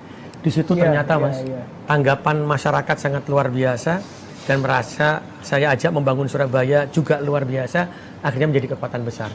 Partisipasi proaktivitas jadi timbul dari diri sendiri ya. Bahkan saya di Surabaya ini saya punya grup Forkom. Grup Forkom itu ada di Surabaya itu ada 31 kecamatan. 31 kecamatan. Grupnya saya itu ada 31. Saya punya grup 31 di Surabaya. Satu kecamatan ini, grup satu kecamatan itu terdiri dari RT, RW, Lurah, Camat, LPMK di situ. Bicaranya banyak. Tidak ada, insya Allah, wali kota atau kepala daerah yang berani seperti ini. Sehingga di sini disampaikan semua. Apapun. Sehingga di situ saya bilang sama teman-teman, kita sebagai pemerintah, inilah keindahan yang kita rasakan. Berarti kita tahu kelemahan kita. Kalau kita dikritik tahu kelemahan, harus diperbaiki. Jangan menyerah untuk itu. Jadi 31 kecamatan, Mas. Saya masuk satu-satu. Saya jadi tahu di sini kotor, di sini kurang, di sini apa. Dan teman-teman saya bilang, jangan sampai saya tahu duluan daripada kamu. Dan nomor telepon saya, itu nomor telepon umum. Masyarakat bisa langsung kontak saya. Satu hari itu saya bisa sampai 3.000 sampai 5.000 WA. Saya sudah sampaikan ke warga Surabaya, saya mohon maaf. Jawabnya tidak bisa sehari, 2 hari, bisa 3 hari, 4 hari. Kalau dulu Mas, itu saya langsung jawab. Kalau hari ini saya jawabnya agak lama, karena kan sampai ribuan. Tapi di situ saya ada yang mengatakan, Pak, kenapa tidak diberikan tim saja? Tidak. Karena saya harus tahu apa yang dimau dan terjadi di masyarakat saya. Dan alhamdulillah setelah kejadian itu saya sampaikan, kumpulkan semua pegawai, saya bilang, kenapa kamu tidak tahu? Saya tahu. Karena nomor telepon saya, masyarakat tahu, masa lurah camat sama kepala dinas nomor teleponnya nggak dikasih ke warganya. Setelah itu nomor teleponnya nggak ada yang nggak dikasih, Pak. Dikasih semua. Dan itu saya bilang, bayangin, mereka jadi kepala dinas, jadi lurah camat, nomor teleponnya disimpan nggak dikasih warganya. Nggak pantas gitu kan. Kota dapat, akhirnya semua dikasih. Tugas kita sekarang nggak ringan gitu. Tapi ngomong-ngomong, dialokasikan terkait itu tadi di akses publik, dialokasikan berapa jam per hari hanya untuk melihat WA keluhan warga? Saya kalau melihat keluhan warga itu saya pasti di pagi hari dan malam hari. Ketika itu saya kalau menjawab WA itu sekitar jam 8 sampai jam 12 malam. Itu setiap hari. Tapi di sela-sela pekerjaan saya pasti akan buka. Dan akhirnya dari pengalaman itu saya buat aplikasi, Mas. Bikin sendiri? Ya, bikin sendiri. Saya aplikasi di Surabaya nggak ada yang bikin orang, bikin sendiri sama teman-teman. Jadi di situ itu yang di grup Forkom tadi, itu sama yang masuk ke WA saya, itu otomatis langsung bisa ke grup.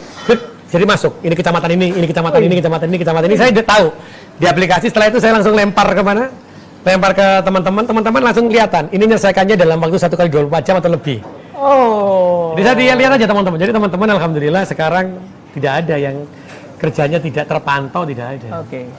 Kalau bisa saya runutkan adalah Pak Wali Kota turun ke bawah ke RW secara fisik, lalu membuat grup-grup WA untuk menampung berinteraksi dengan RT, RW, lurah camat, dan apapun namanya itu di kecamatan, menampung aspirasi mereka lalu diidentifikasi ini ke sini, lalu dimonitor solusinya. Betul, karena kami punya kontrak kinerja di Kota Surabaya itu. Saya punya kontrak kinerja dengan seluruh kepala dinas, kepala OPD, kepala dinas, seluruh camat.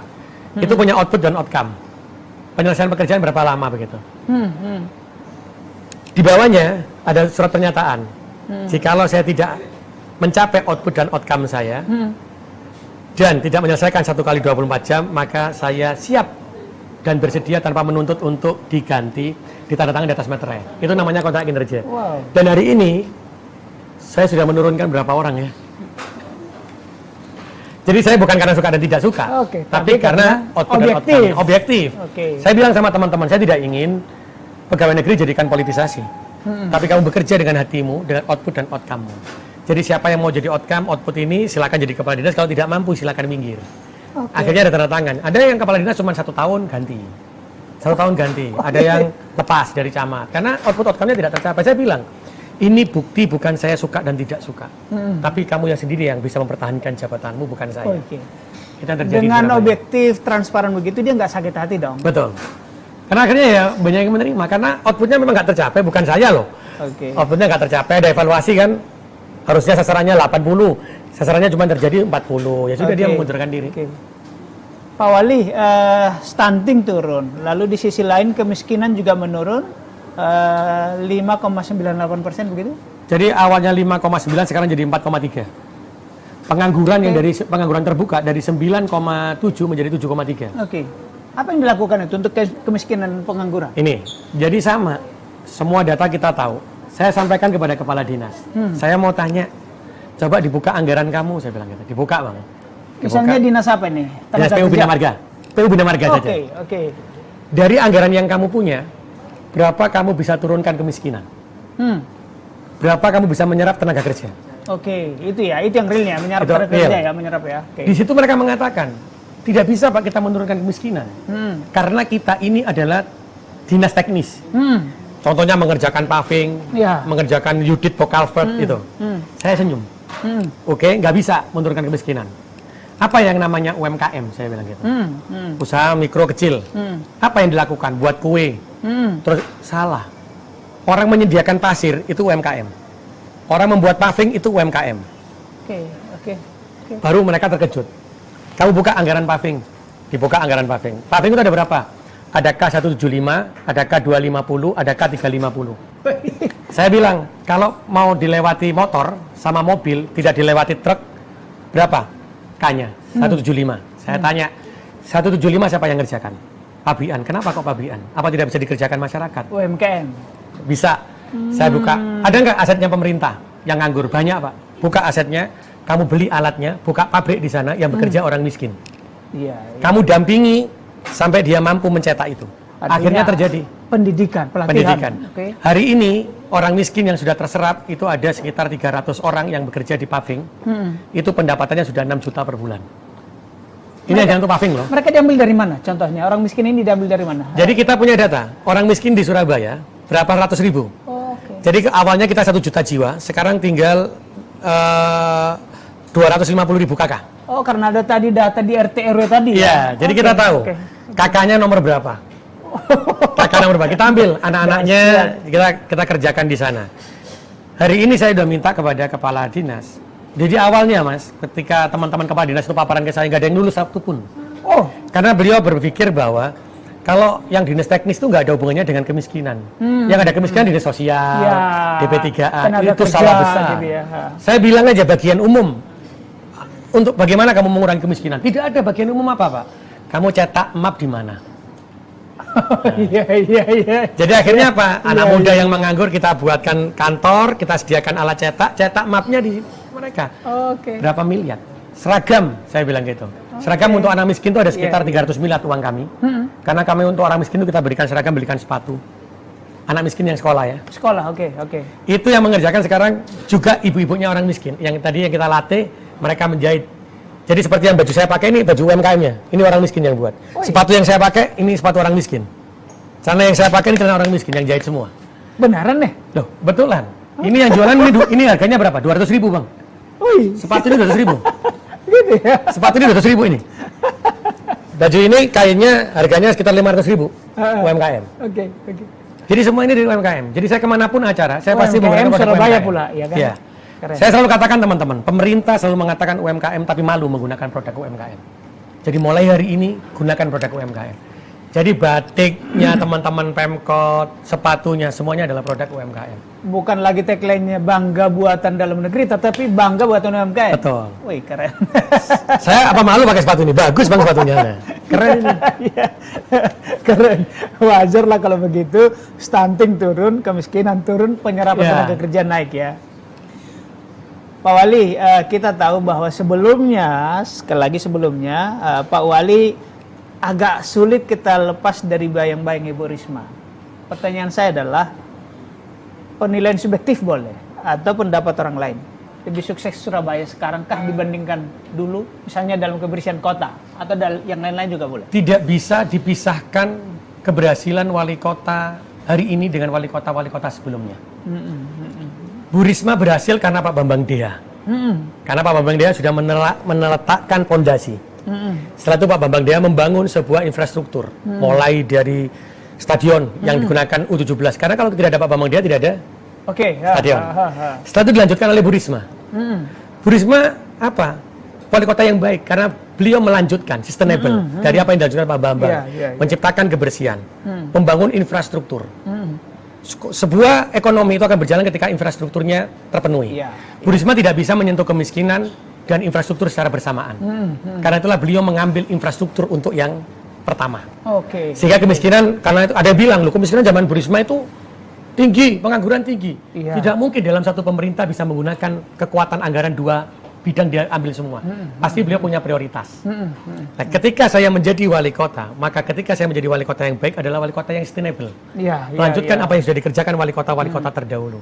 Ketika pondasi sudah terdahulu dijalankan, saya lihat infrastruktur sudah jalan, stadion sudah jalan. Karena itulah saya pegang kemiskinan. Tidak lagi mengurusi infrastruktur. Betul. Hari ini yang saya bangun adalah sumber daya manusia. Jadi anggaran kami 50% dari 10 triliun itu adalah digunakan untuk pembangunan anak. Karena saya ingin menjadikan anak itu adalah pemimpin bangsa yang kelak akan menjadi pemimpin yang memiliki akhlakul karimah. Jadi saya tidak lagi membangun infrastruktur. Kalau Pak Bambang punya, ada yang tanya sama saya, Pak Bambang punya stadion, Bu Risma punya jembatan, Pak Erik punya apa? Saya punya sumber daya manusia. Karena saya ketika melanjutkan perjuangan wali kota sebelumnya, maka saya harus melanjutkan amal jariah yang sudah dibentuk. Saya selalu katakan sama mereka, kalau pahlawan ini dulu berjuangnya dengan kemauannya sendiri-sendiri, tidak mungkin Indonesia merdeka. Karena itulah wali kota tidak boleh melakukan perjuangan sendiri-sendiri. Apa yang sudah dilakukan, lanjutkan. Apa yang kurang, kerjakan. Jadi kalau dikatakan siapa yang lebih baik, kami semuanya adalah yang terbaik. Tribuners, kita tahu bahwa Piala Dunia U20 gagal di Indonesia.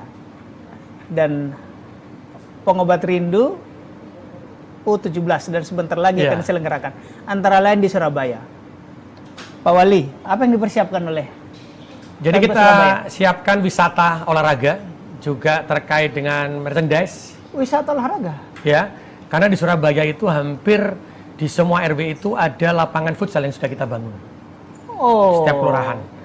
Setiap RW, setiap kelurahan itu ada lapangan futsal. Karena itulah kita akan mengadakan lomba futsal. Di masing-masing RW nanti. Setelah itu juaranya masuk ke tingkat kelurahan, masuk ke tingkat kecamatan, masuk ke tingkat kota, Piala Wali Kota. Sambil menyambut Piala Dunia 17. Jadi sudah akan digelar? Sudah akan kita gelar. Nanti kita akan gelar pada sebenarnya kemarin, tapi karena batal baru ini kan ada U17 kita gelarkan nanti di awal Agustus. Setelah itu juga ada merchandise yang akan dibuat oleh para UMKM-nya Kota Surabaya. Jadi nanti kita akan pastikan kalau Surabaya nanti sudah ini tim mana saja, negara mana saja, kita buatkan baju, kita taruh di stadion nanti. Kita akan ramaikan Kota Surabaya menyambut Piala Dunia U17. Luar biasa. Pak Eri memang kan penggemar Persebaya ya, setiap pertandingan. Pasti nonton itu. Setiap pertandingan pasti nonton ya. Baik, luar biasa Surabaya. Pak Wali, barangkali kita sedikit saya terkait dengan Apexi. Banyak tadi keunggulan, sistem digital, pelayanan, transparan. Apa yang Pak Eri mau sampaikan ke teman-teman wali kota? Apa yang layak dicontoh dari Surabaya? Sebenarnya setiap kota itu punya kelebihan, juga punya kekurangan. Yang saya pikirkan di setiap Apexi adalah bayangkan setiap kota itu tidak membuat sendiri-sendiri. Berapa uang negara yang dikeluarkan? Jadi contoh kalau kita sudah punya aplikasi stunting, coba ini bisa digunakan semua kota kumpul. Ini punya Surabaya, ini punya siapa, dikumpulkan jadi satu, terus dikelola bareng. Akhirnya kita tahu mana yang terbaik, dimasukkan semua jadi sempurna. Ini dipakai semuanya. Sehingga tidak ada, itu yang kita harapkan dari Apexi sebenarnya. Juga ada penyelesaian yang lainnya. Ini saya masih teringat dengan... Tidak merintis lagi dari nol ya? Karena kalau merintis lagi, ini akhirnya punya aplikasi sendiri, ini dengan tujuan yang sama, uang negara habis. Ini yang tidak terpikirkan kadang-kadang. Dan yang paling menakutkan adalah, akhirnya seluruh kepala daerah ini berlomba-lomba membuat inovasi yang terus mengeluncurkan uang negara. Ini yang jadi agak susah. Hanya untuk inovasi aplikasi. Akhirnya untuk mendapatkan sebuah penghargaan. Ini jangan sampai, karena itulah di Apexi ini ya kita akan menyatukan itu sebenarnya. Karena saya waktu itu masih ingat, Mas, ada namanya lelang elektronik. Apple Recruitment pertama kali itu lelang elektronik dibuat di Surabaya. Hak ciptanya atas nama saya. Jadi seluruh Indonesia mengatakan tidak mungkin dijalankan di Indonesia karena situasinya berbeda, wilayahnya berbeda. Tapi setelah itu diambil oleh Bappenas, setelah itu dipanggil pakai LKPP, di grup oleh KPK, Pak Agus Raharjo waktu itu, buktinya lelang elektronik dipakai seluruh Indonesia sekarang. Satu aplikasi tapi di setiap daerah tidak mengeluarkan biaya masing-masing. Hebat kan? Saya bermimpi Indonesia punya Apple Recruitment, lelang elektronik, Indonesia punya aplikasi stunting, Indonesia punya aplikasi yang satu tapi untuk semua. Inilah kekuatan Pancasila, Bhinneka Tunggal Ika, tapi satu Pancasila. Luar biasa. Pak Wali menjabat sejak 26 Februari 2021. Sebentar lagi oleh undang-undang akan berakhir. Dan 15 bulan lagi akan ada pilkada serentak. Iya, betul. Dengan segala catatan prestasi tadi, masih cinta dengan kota Surabaya atau mau naik kelas? Saya dilahirkan di Surabaya. Pada waktu saya dicalonkan menjadi wali kota, saya tanya ke Umi saya, apakah saya diperkenankan menjadi wali kota? Umi tanya saya, niatmu apa? Begitu. Niat saya ingin mensejahterakan warga Surabaya, jangan. Tapi niatmu kamu ganti. Diganti apa, Mi? Kalau Umi dan Abah meninggal, maka terangi makam Umi dan Abah dengan kelakuanmu, dan kamu harus membahagiakan warga Surabaya dengan kelakuanmu. Makamnya Umi dan Abah jadi terang. Jadi jangan tinggalkan Surabaya sebelum itu berakhir, masa tugasmu berakhir. Karena ini adalah amanah Umi dan Abah saya baru saja menjadi almarhum. Sehingga ini janji saya kepada Abah dan Umi saya kalau diminta, saya ingin tetap ada di Surabaya. Saya hadir untuk Surabaya, karena saya belum bisa memberikan apa-apa di Surabaya ini dalam waktu masa kepemimpinan saya. Karena saya 26 Februari, di 2004 September mungkin saya harus berakhir. Berarti 3 tahun setengah, Mas. 3 tahun setengah, setahunnya saya hanya bertemu dengan COVID. Jadi 26 Februari 2021 sampai 26 Februari 2022, saya bekerja hanya masker, vaksin dan macam-macam. Berarti saya belum bisa memberikan apa-apa kepada warga Surabaya. Hanya 2 tahun setengah. Tapi warga Surabaya belum bisa merasakan kesejahteraan. Karena saya merubah mindset, merubah sumber daya manusianya. Dan itu butuh waktu, dan sekarang sudah terbentuk sumber daya manusia itu. Maka saya ketika mengakhiri tugas saya ingin betul ketika kemiskinannya sudah di bawah 1%. Terus stuntingnya zero stunting, itu saya baru bisa meninggalkan Surabaya. Luar biasa. Karena itu janji saya pada umat Surabaya. Jadi bukan janji untuk mensejahterakan rakyat secara mengawang-awang, tetapi juga amanah wasiat. Dari Abah dan Umi saya, karena Abah baru meninggal, berarti saya tidak mungkin membuat gelap makam Abah saya dengan tingkah pola saya. Jadi saya harus meninggalkan kebaikan-kebaikan di Surabaya. Luar biasa Pak Eri, tiba kita di penghujung diskusi. Jika ada yang belum saya tanyakan atau Pak Wali mau menyampaikan sebagai closing statement, monggo. Saya hanya berharap dengan adanya Apexi ini, maka kita bisa menjadi satu kekuatan besar yang seperti lelang elektronik begitu. Apexi pasti bisa menghasilkan hal seperti itu. Karena Apexi ini terdiri dari wali kota yang memiliki ilmu yang sangat hebat, memiliki karakter yang kuat, dan saya yakin semuanya punya tujuan untuk kepentingan umat. Ketika semua didasarkan dengan kepentingan umat, maka saya yakin Apeksi bisa memberikan sesuatu yang sangat berharga bagi negara Indonesia ini. Matur suwun, terima kasih Matur Pak nuwun, Wali. Mas, matur nuwun. Terima kasih Tribuners.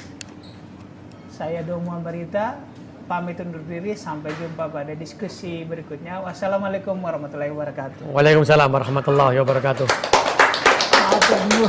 Matur nuwun. Matur nuwun. Luar biasa.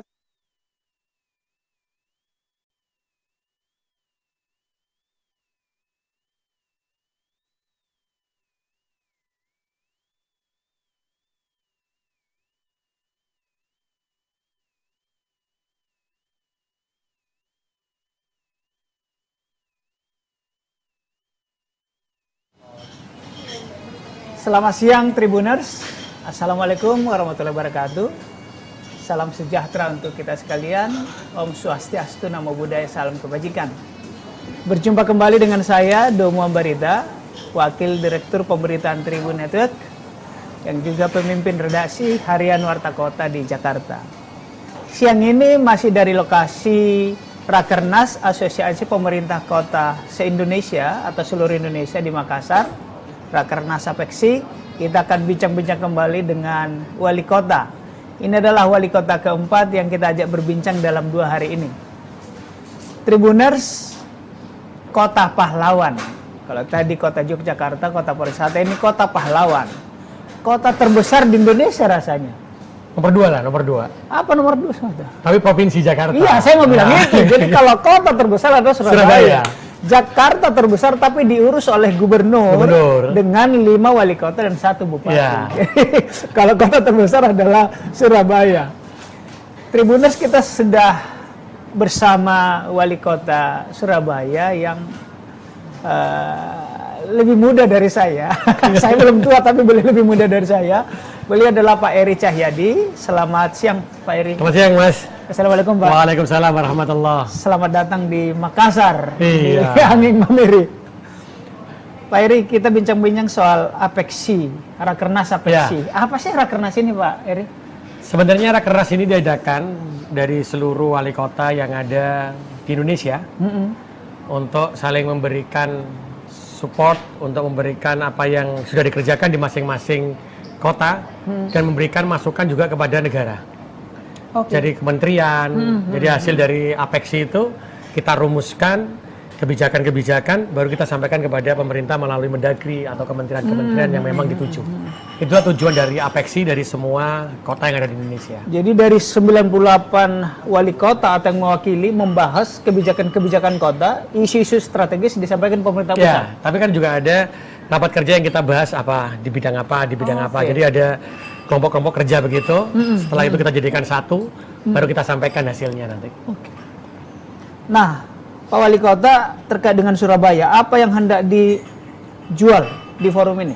Di Surabaya akan saya sampaikan bagaimana kerja di Surabaya itu menggunakan kekuatan Pancasila dengan guyup rukunnya.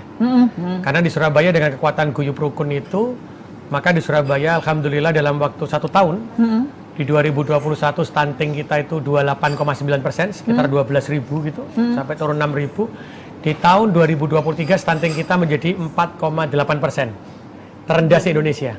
Sekitar 18% turun. Dari 28,9 menjadi 4,8. Wih, 24%. Sehingga disitulah kekuatan kita untuk mengatakan bahwa kekuatan itu adalah guyup rukun, karena yang mengerjakan berbarengan adalah semua stakeholder yang ada di kota Surabaya, mau pentahelik, mau seluruh rakyat Surabaya itu berjibaku menjadi satu bagian. Juga terkait dengan kemiskinan ya, dengan sistem yang kita padukan dengan padat karya. Sebentar Pak Wali, 24% turun. Turunnya 24%. Ini bukan masalah sepele loh, stunting ya, gizi di sana, perilaku di sana. Bahkan anak stunting itu bisa bukan hanya dipengaruhi dia setelah lahir, ibunya sebelum nikah pun dipengaruhi. Lalu apa yang dilakukan? Jadi di Surabaya kita stunting bukan hanya ketika bayi lahir terus kita intervensi, tidak. Jadi jauh sebelum dia menikah sudah kita intervensi. Salah satu contoh, ketika anak perempuan yang sudah menstruasi, maka kita sudah berikan zat magnesium, zat besi.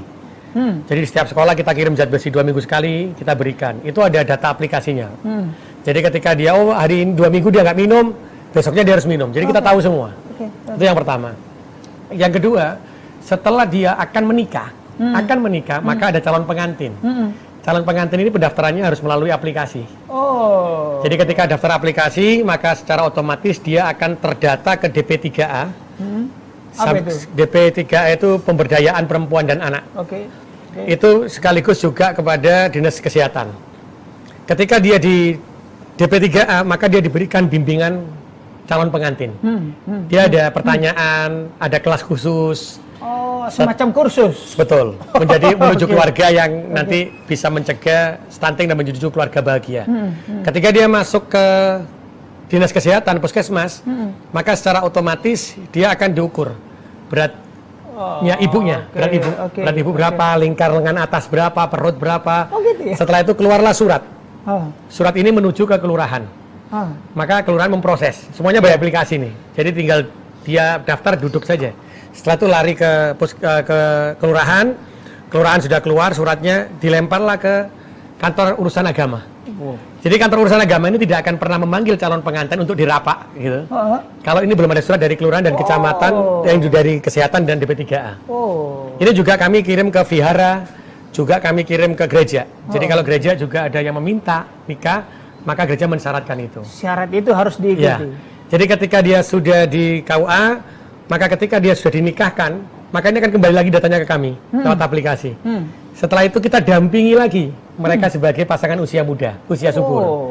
Ini mendampingi, setelah didampingi bagaimana makanan sehat, bagaimana ibu-ibu resiko tinggi, yang punya darah tinggi, yang punya resiko ibu melahirkan tinggi, kita dampingi terus. Setelah itu sampai dia melahirkan. Sampai dia melahirkan kita timbang lagi anaknya, umurnya berapa, sampai beratnya berapa, itu kita dampingi terus sampai anak umur 5 tahun.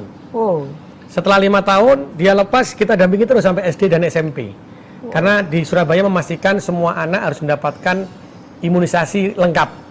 Tidak boleh tidak lengkap. Sekaligus kita juga sampai memantau anak itu sampai dengan usia SMP. Dan di sini kekuatan kita yang tadi saya sampaikan, pemerintah tidak bisa menjalankan ini sendiri. Iya. Siapa yang menjalankan ini di Surabaya?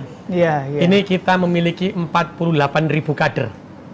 Di setiap RT itu ada 3 orang. Kader apa itu namanya? Namanya bukan kader partai toh.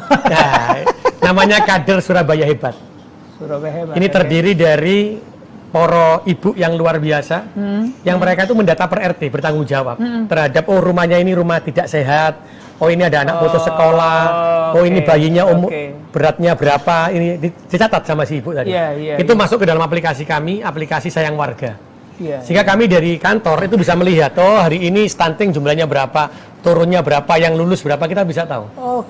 Dan itu juga ada tim pendamping keluarga juga yang kita lakukan. Dan hari ini di pemerintah kota, kalau jenengan datang ke RT dan RW, jenengan tanya sama kader Surabaya Hebat, ditanya berapa orang miskin di RT ini, berapa jumlahnya stunting, berapa yang putus sekolah sekarang sekolah kembali, RT bisa jawab. Keren. Karena dia buka aplikasi, dia bisa lihat. Dan data di RT itu real time bisa diakses Pak Wali Kota? Betul, itu ada di ruang kerja saya. Ruang kerja saya itu isinya monitor, Bang. Monitor itu lihat real time. Jadi stunting turun naik, sekarang PAD kita berapa, penyerapan kita berapa, itu ada di real time semua itu. Jadi kepala dinas kalau bertemu saya tidak perlu saya kasih tahu, cuman kamu gimana tuh, kepuasan masyarakat terhadap kamu udah rendah loh, naik loh. Jadi kita sudah berdasarkan digitalisasi ya, kita menuju smart memang. Kalau wali kota lulusan sarjana teknik dan bisa direkayasa semua. Pak Wali tadi ada penurunan. Kita tahu bahwa stunting itu salah satu saja programnya adalah 2 telur cukup. Iya. Apakah yang dilakukan lebih dari program 2 telur cukup itu di Surabaya? Maksud saya, apakah program dari Pemkot Surabaya lebih dari itu sehingga penurunan lebih cepat? Jadi Pemkot Surabaya ini tidak bekerja sendiri tadi. Kami juga bekerja sama dengan Pentahelik, seluruh perguruan tinggi di kota Surabaya yang ada fakultas kesehatan masyarakat dan kedokterannya. Itu semua turun.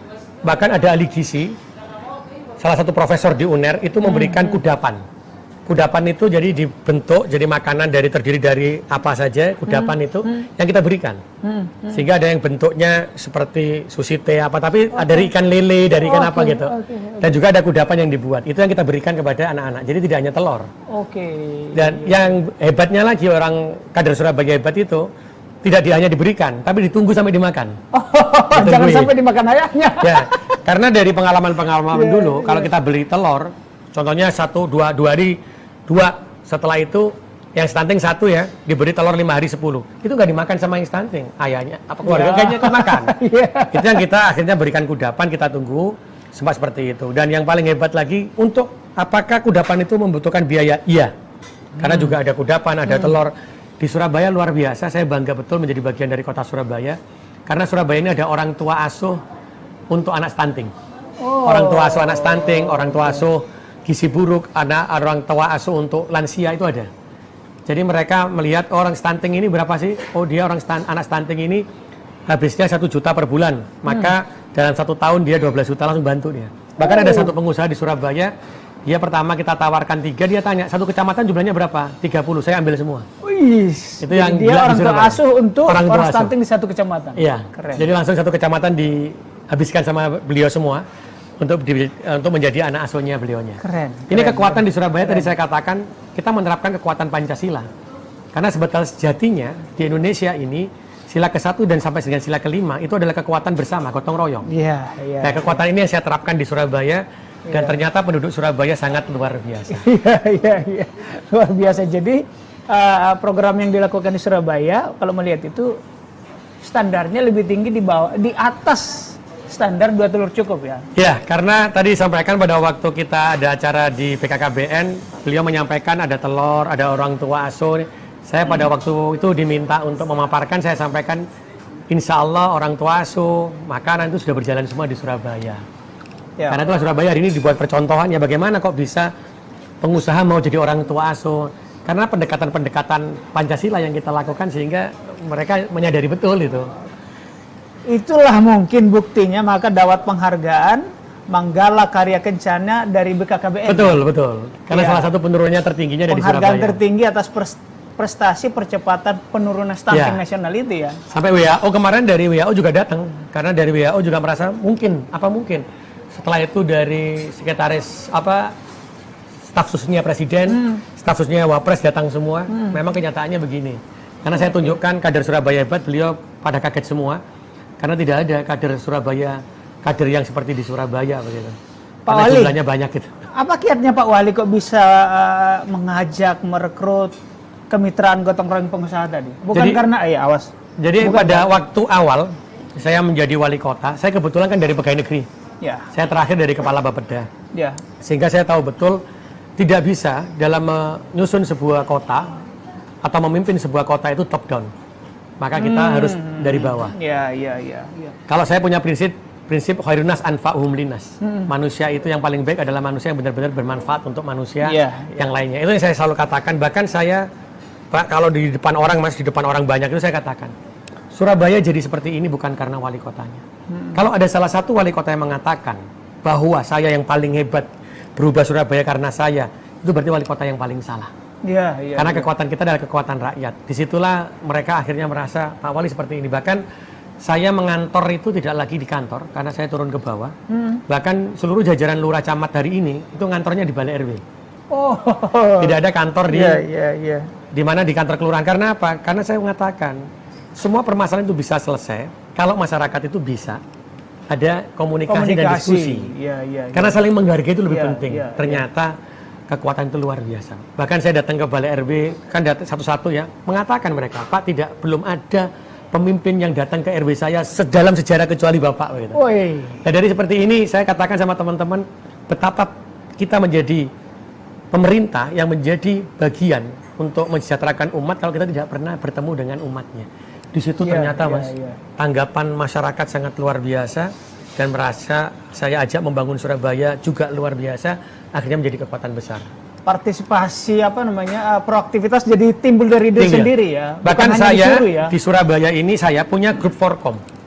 Grup Forkom itu ada di Surabaya itu ada 31 kecamatan. 31 kecamatan. Grupnya saya itu ada 31. Saya punya grup 31 di Surabaya. Satu kecamatan ini, grup satu kecamatan itu terdiri dari RT, RW, Lurah, Camat, LPMK di situ. Bicaranya banyak. Tidak ada, insya Allah, wali kota atau kepala daerah yang berani seperti ini. Sehingga di sini disampaikan semua.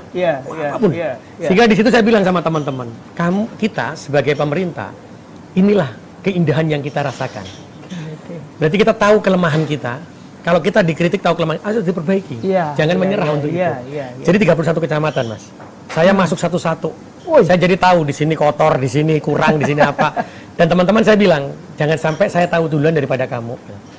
Dan nomor telepon saya itu nomor telepon umum. Masyarakat bisa langsung kontak saya. Satu hari itu saya bisa sampai 3.000 sampai 5.000 WA. Saya sudah sampaikan ke warga Surabaya, saya mohon maaf. Jawabnya tidak bisa sehari 2 hari, bisa 3 hari 4 hari. Kalau dulu, Mas, itu saya langsung jawab. Kalau hari ini saya jawabnya agak lama karena kan sampai ribuan. Tapi di situ saya ada yang mengatakan, Pak, kenapa tidak diberikan tim saja? Tidak. Karena saya harus tahu apa yang dimau dan terjadi di masyarakat saya. Dan alhamdulillah setelah kejadian itu saya sampaikan, kumpulkan semua pegawai, saya bilang, kenapa kamu tidak tahu? Saya tahu. Karena nomor telepon saya, masyarakat tahu, masa lurah camat sama kepala dinas nomor teleponnya nggak dikasih ke warganya. Setelah itu nomor teleponnya nggak ada yang nggak dikasih, Pak. Dikasih semua. Jadi saya bilang, bayangin, mereka jadi kepala dinas, jadi lurah camat, nomor teleponnya disimpan nggak dikasih warganya. Nggak pantas gitu kan. Kota dapat, Bang. Akhirnya semua dikasih. Tugas kita sekarang agak ringan gitu. Tapi ngomong-ngomong, dialokasikan terkait itu tadi di akses publik. Dialokasikan berapa jam per hari hanya untuk melihat WA keluhan warga? Saya kalau melihat keluhan warga itu saya pasti di pagi hari dan malam hari. Ketika itu saya kalau menjawab WA itu sekitar jam 8 sampai jam 12 malam. Itu setiap hari. Tapi di sela-sela pekerjaan saya pasti akan buka. Dan akhirnya dari pengalaman itu saya buat aplikasi, Mas. Bikin sendiri? Ya, bikin sendiri. Saya aplikasi di Surabaya nggak ada yang bikin orang, bikin sendiri sama teman-teman. Jadi di situ itu yang di grup Forkom tadi, itu sama yang masuk ke WA saya, itu otomatis langsung bisa ke grup. Jadi masuk, ini kecamatan ini kecamatan ini, kecamatan ini, kecamatan ini. Saya udah tahu di aplikasi. Setelah itu saya langsung lempar ke mana? Lempar ke teman-teman langsung kelihatan. Ini menyelesaikannya dalam waktu 1 kali 24 jam atau lebih. Jadi saya lihat aja teman-teman. Jadi teman-teman alhamdulillah sekarang tidak ada yang kerjanya tidak terpantau, tidak ada. Oke. Kalau bisa saya runutkan adalah Pak Wali Kota turun ke bawah ke RW-RW secara fisik, lalu membuat grup-grup WA untuk menampung berinteraksi dengan RT, RW, lurah camat, dan apapun namanya itu di kecamatan, menampung aspirasi mereka lalu diidentifikasi ini ke sini, ini ke sini, lalu dimonitor solusinya. Betul, karena kami punya kontrak kinerja di Kota Surabaya itu. Saya punya kontrak kinerja dengan seluruh kepala dinas, kepala OPD, kepala dinas, lurah camat. Itu punya output dan outcome. Penyelesaian pekerjaan berapa lama begitu. Di bawahnya ada surat pernyataan. Jikalau saya tidak mencapai output dan outcome saya dan tidak menyelesaikan 1 kali 24 jam, maka saya siap dan bersedia tanpa menuntut untuk diganti, ditandatangani di atas materai. Itu namanya kontrak kinerja. Dan hari ini saya sudah menurunkan berapa orang ya. Jadi saya bukan karena suka dan tidak suka, tapi karena objektif. Saya bilang sama teman-teman, saya tidak ingin pegawai negeri jadikan politisasi. Tapi kamu bekerja dengan hatimu, dengan output dan outcome-mu. Jadi siapa yang mau jadi output ini, silakan jadi kepala dinas. Kalau tidak mampu, silakan minggir. Akhirnya ada tanda tangan. Ada yang kepala dinas cuma 1 tahun ganti. 1 tahun ganti. Ada yang lepas dari camat. Karena output outcome-nya tidak tercapai. Saya bilang, ini bukti bukan saya suka dan tidak suka, tapi kamu yang sendiri yang bisa mempertahankan jabatanmu, bukan saya. Itu yang terjadi. Dengan objektif, transparan begitu, dia nggak sakit hati dong. Betul. Karena akhirnya ya banyak yang menerima, karena outputnya memang nggak tercapai, bukan saya loh. Outputnya nggak tercapai, ada evaluasi kan, harusnya sasarannya 80, sasarannya cuma terjadi 40, ya sudah dia mengundurkan diri. Pak Wali, stunting turun, lalu di sisi lain kemiskinan juga menurun. 5,98% begitu? Jadi awalnya 5,9 sekarang jadi 4,3. Pengangguran yang dari pengangguran terbuka dari 9,7 menjadi 7,3. Apa yang dilakukan itu untuk kemiskinan pengangguran? Ini, jadi sama. Semua data kita tahu. Saya sampaikan kepada kepala dinas. Saya mau tanya, coba dibuka anggaran kamu, saya bilang gitu. Dibuka, Bang. Misalnya dinas apa nih? Dinas PU Bina Marga. PU Bina Marga saja. Dari anggaran yang kamu punya, berapa kamu bisa turunkan kemiskinan? Berapa kamu bisa menyerap tenaga kerja? Itu yang realnya, menyerap tenaga kerja ya, menyerap ya. Di situ mereka mengatakan, tidak bisa Pak kita menurunkan kemiskinan. Karena kita ini adalah dinas teknis. Contohnya mengerjakan paving, mengerjakan Udit Culvert itu. Saya senyum. Oke, nggak bisa menurunkan kemiskinan. Apa yang namanya UMKM, saya bilang gitu. Usaha mikro kecil. Apa yang dilakukan? Buat kue. Terus salah. Orang menyediakan pasir itu UMKM. Orang membuat paving itu UMKM. Oke. Baru mereka terkejut. Kamu buka anggaran paving. Dibuka anggaran paving. Paving itu ada berapa? Ada K175, ada K250, ada K350. Saya bilang, kalau mau dilewati motor sama mobil, tidak dilewati truk, berapa? K-nya, 175. Saya tanya, 175 siapa yang ngerjakan? Pabrikan. Kenapa kok pabrikan? Apa tidak bisa dikerjakan masyarakat? UMKM. Bisa. Saya buka. Ada nggak asetnya pemerintah yang nganggur? Banyak, Pak. Buka asetnya, kamu beli alatnya, buka pabrik di sana yang bekerja orang miskin. Iya. Kamu dampingi sampai dia mampu mencetak itu. Artinya akhirnya terjadi pendidikan, pelatihan. pendidikan. Hari ini orang miskin yang sudah terserap itu ada sekitar 300 orang yang bekerja di paving. Itu pendapatannya sudah 6 juta per bulan. Ini hanya untuk paving loh. Mereka diambil dari mana? Contohnya orang miskin ini diambil dari mana? Jadi kita punya data, orang miskin di Surabaya berapa ratus ribu. Jadi awalnya kita 1 juta jiwa, sekarang tinggal 250.000 kakak. Oh, karena ada tadi data di RT RW tadi. Iya, jadi kita tahu kakaknya nomor berapa. Kakak nomor berapa? Kita ambil anak-anaknya, kita kerjakan di sana. Hari ini saya sudah minta kepada kepala dinas. Jadi awalnya, Mas, ketika teman-teman kepala dinas itu paparan ke saya, nggak ada yang lulus satupun. Oh, karena beliau berpikir bahwa kalau yang dinas teknis itu nggak ada hubungannya dengan kemiskinan. Yang ada kemiskinan dinas sosial, DP3A, itu salah besar. Gitu ya. Saya bilang aja bagian umum. Untuk bagaimana kamu mengurangi kemiskinan? Tidak ada bagian umum apa, Pak. Kamu cetak map di mana?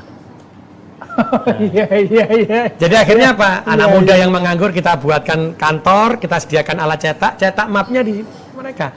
Berapa miliar? Seragam, saya bilang gitu. Seragam untuk anak miskin itu ada sekitar 300 miliar uang kami. Karena kami untuk orang miskin itu kita berikan seragam, berikan sepatu. Anak miskin yang sekolah ya. Sekolah, oke. Itu yang mengerjakan sekarang juga ibu-ibunya orang miskin. Yang tadi yang kita latih, mereka menjahit. Jadi seperti yang baju saya pakai ini baju UMKM-nya. Ini orang miskin yang buat. Sepatu yang saya pakai ini sepatu orang miskin. Celana yang saya pakai ini celana orang miskin yang jahit semua. Benaran nih? Loh, betulan. Ini yang jualan ini harganya berapa? 200.000, Bang. Sepatu ini 200.000. Gitu ya. Sepatu ini 200.000 ini. Baju ini kainnya harganya sekitar 500.000 UMKM. Oke. Jadi semua ini dari UMKM. Jadi saya kemanapun acara, saya pasti menggunakan produk Surabaya UMKM. pula, ya kan? Ya. Keren. Saya selalu katakan teman-teman, pemerintah selalu mengatakan UMKM tapi malu menggunakan produk UMKM. Jadi mulai hari ini gunakan produk UMKM. Jadi batiknya teman-teman Pemkot, sepatunya semuanya adalah produk UMKM. Bukan lagi tagline-nya bangga buatan dalam negeri, tetapi bangga buatan UMKM. Betul. Wih, keren. Saya apa malu pakai sepatu ini? Bagus Bang sepatunya. Keren ini. Keren. Wajar lah kalau begitu, stunting turun, kemiskinan turun, penyerapan tenaga kerja naik ya. Pak Wali, kita tahu bahwa sebelumnya, sekali lagi sebelumnya, Pak Wali agak sulit kita lepas dari bayang-bayang Ibu Risma. Pertanyaan saya adalah, penilaian subjektif boleh, atau pendapat orang lain. Lebih sukses Surabaya sekarang kah dibandingkan dulu, misalnya dalam kebersihan kota, atau yang lain-lain juga boleh? Tidak bisa dipisahkan keberhasilan wali kota hari ini dengan wali kota sebelumnya. Bu Risma berhasil karena Pak Bambang Dea. Karena Pak Bambang Dea sudah meneletakkan fondasi. Setelah itu Pak Bambang Dea membangun sebuah infrastruktur. Mulai dari stadion yang digunakan U17. Karena kalau tidak ada Pak Bambang Dea tidak ada stadion. Setelah itu dilanjutkan oleh Bu Risma. Bu Risma apa? Wali kota yang baik karena beliau melanjutkan sustainable dari apa yang dilanjutkan Pak Bambang. Menciptakan kebersihan, membangun infrastruktur. Sebuah ekonomi itu akan berjalan ketika infrastrukturnya terpenuhi. Bu Risma tidak bisa menyentuh kemiskinan dan infrastruktur secara bersamaan. Karena itulah beliau mengambil infrastruktur untuk yang pertama.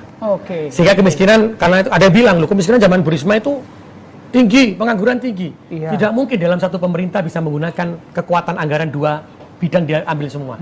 Pasti beliau punya prioritas. Nah, ketika saya menjadi wali kota, maka ketika saya menjadi wali kota yang baik adalah wali kota yang sustainable. Melanjutkan apa yang sudah dikerjakan wali kota terdahulu.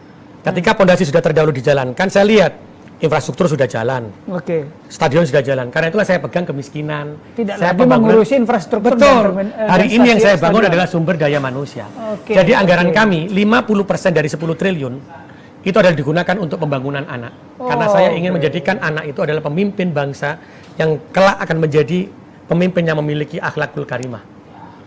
Jadi saya tidak lagi membangun infrastruktur. Kalau Pak Bambang punya, ada yang tanya sama saya, Pak Bambang punya stadion, Bu Risma punya jembatan, Pak Eri punya apa? Saya punya sumber daya manusia. Karena saya ketika melanjutkan perjuangan wali kota sebelumnya, maka saya harus melanjutkan amal jariah yang sudah dibentuk. Saya selalu katakan sama mereka, kalau pahlawan ini dulu berjuangnya dengan kemauannya sendiri-sendiri, tidak mungkin Indonesia merdeka. Karena itulah wali kota tidak boleh melakukan perjuangan sendiri-sendiri. Apa yang sudah dilakukan, lanjutkan. Apa yang kurang, kerjakan. Benar, jadi kalau dikatakan siapa yang lebih baik, kami semuanya adalah yang terbaik. Tribuners, kita tahu bahwa Piala Dunia U20 gagal di Indonesia. Dan pengobat rindu U17 dan sebentar lagi akan diselenggarakan. Antara lain di Surabaya. Pak Wali, apa yang dipersiapkan oleh? Jadi kita siapkan wisata olahraga, juga terkait dengan merchandise. Wisata olahraga? Ya, karena di Surabaya itu hampir di semua RW itu ada lapangan futsal yang sudah kita bangun. Setiap kelurahan. Setiap RW, setiap kelurahan itu ada lapangan futsal. Karena itulah kita akan mengadakan lomba futsal. Di masing-masing RW nanti. Setelah itu juaranya masuk ke tingkat kelurahan, masuk ke tingkat kecamatan, masuk ke tingkat kota, Piala Wali Kota. Sambil menyambut Piala Dunia 17. Jadi sudah akan digelar? Sudah akan kita gelar. Nanti kita akan gelar pada sebenarnya kemarin, tapi karena batal baru ini kan ada U17 kita gelarkan nanti di awal Agustus. Setelah itu juga ada merchandise yang akan dibuat oleh para UMKM-nya Kota Surabaya. Jadi nanti kita akan pastikan kalau Surabaya nanti sudah ini tim mana saja, negara mana saja, kita buatkan baju, kita taruh di stadion nanti. Kita akan ramaikan Kota Surabaya menyambut Piala Dunia U17. Luar biasa. Pak Eri memang kan penggemar Persebaya ya, setiap pertandingan. Pasti nonton gitu. Setiap pertandingan pasti nonton ya. Baik, luar biasa Surabaya.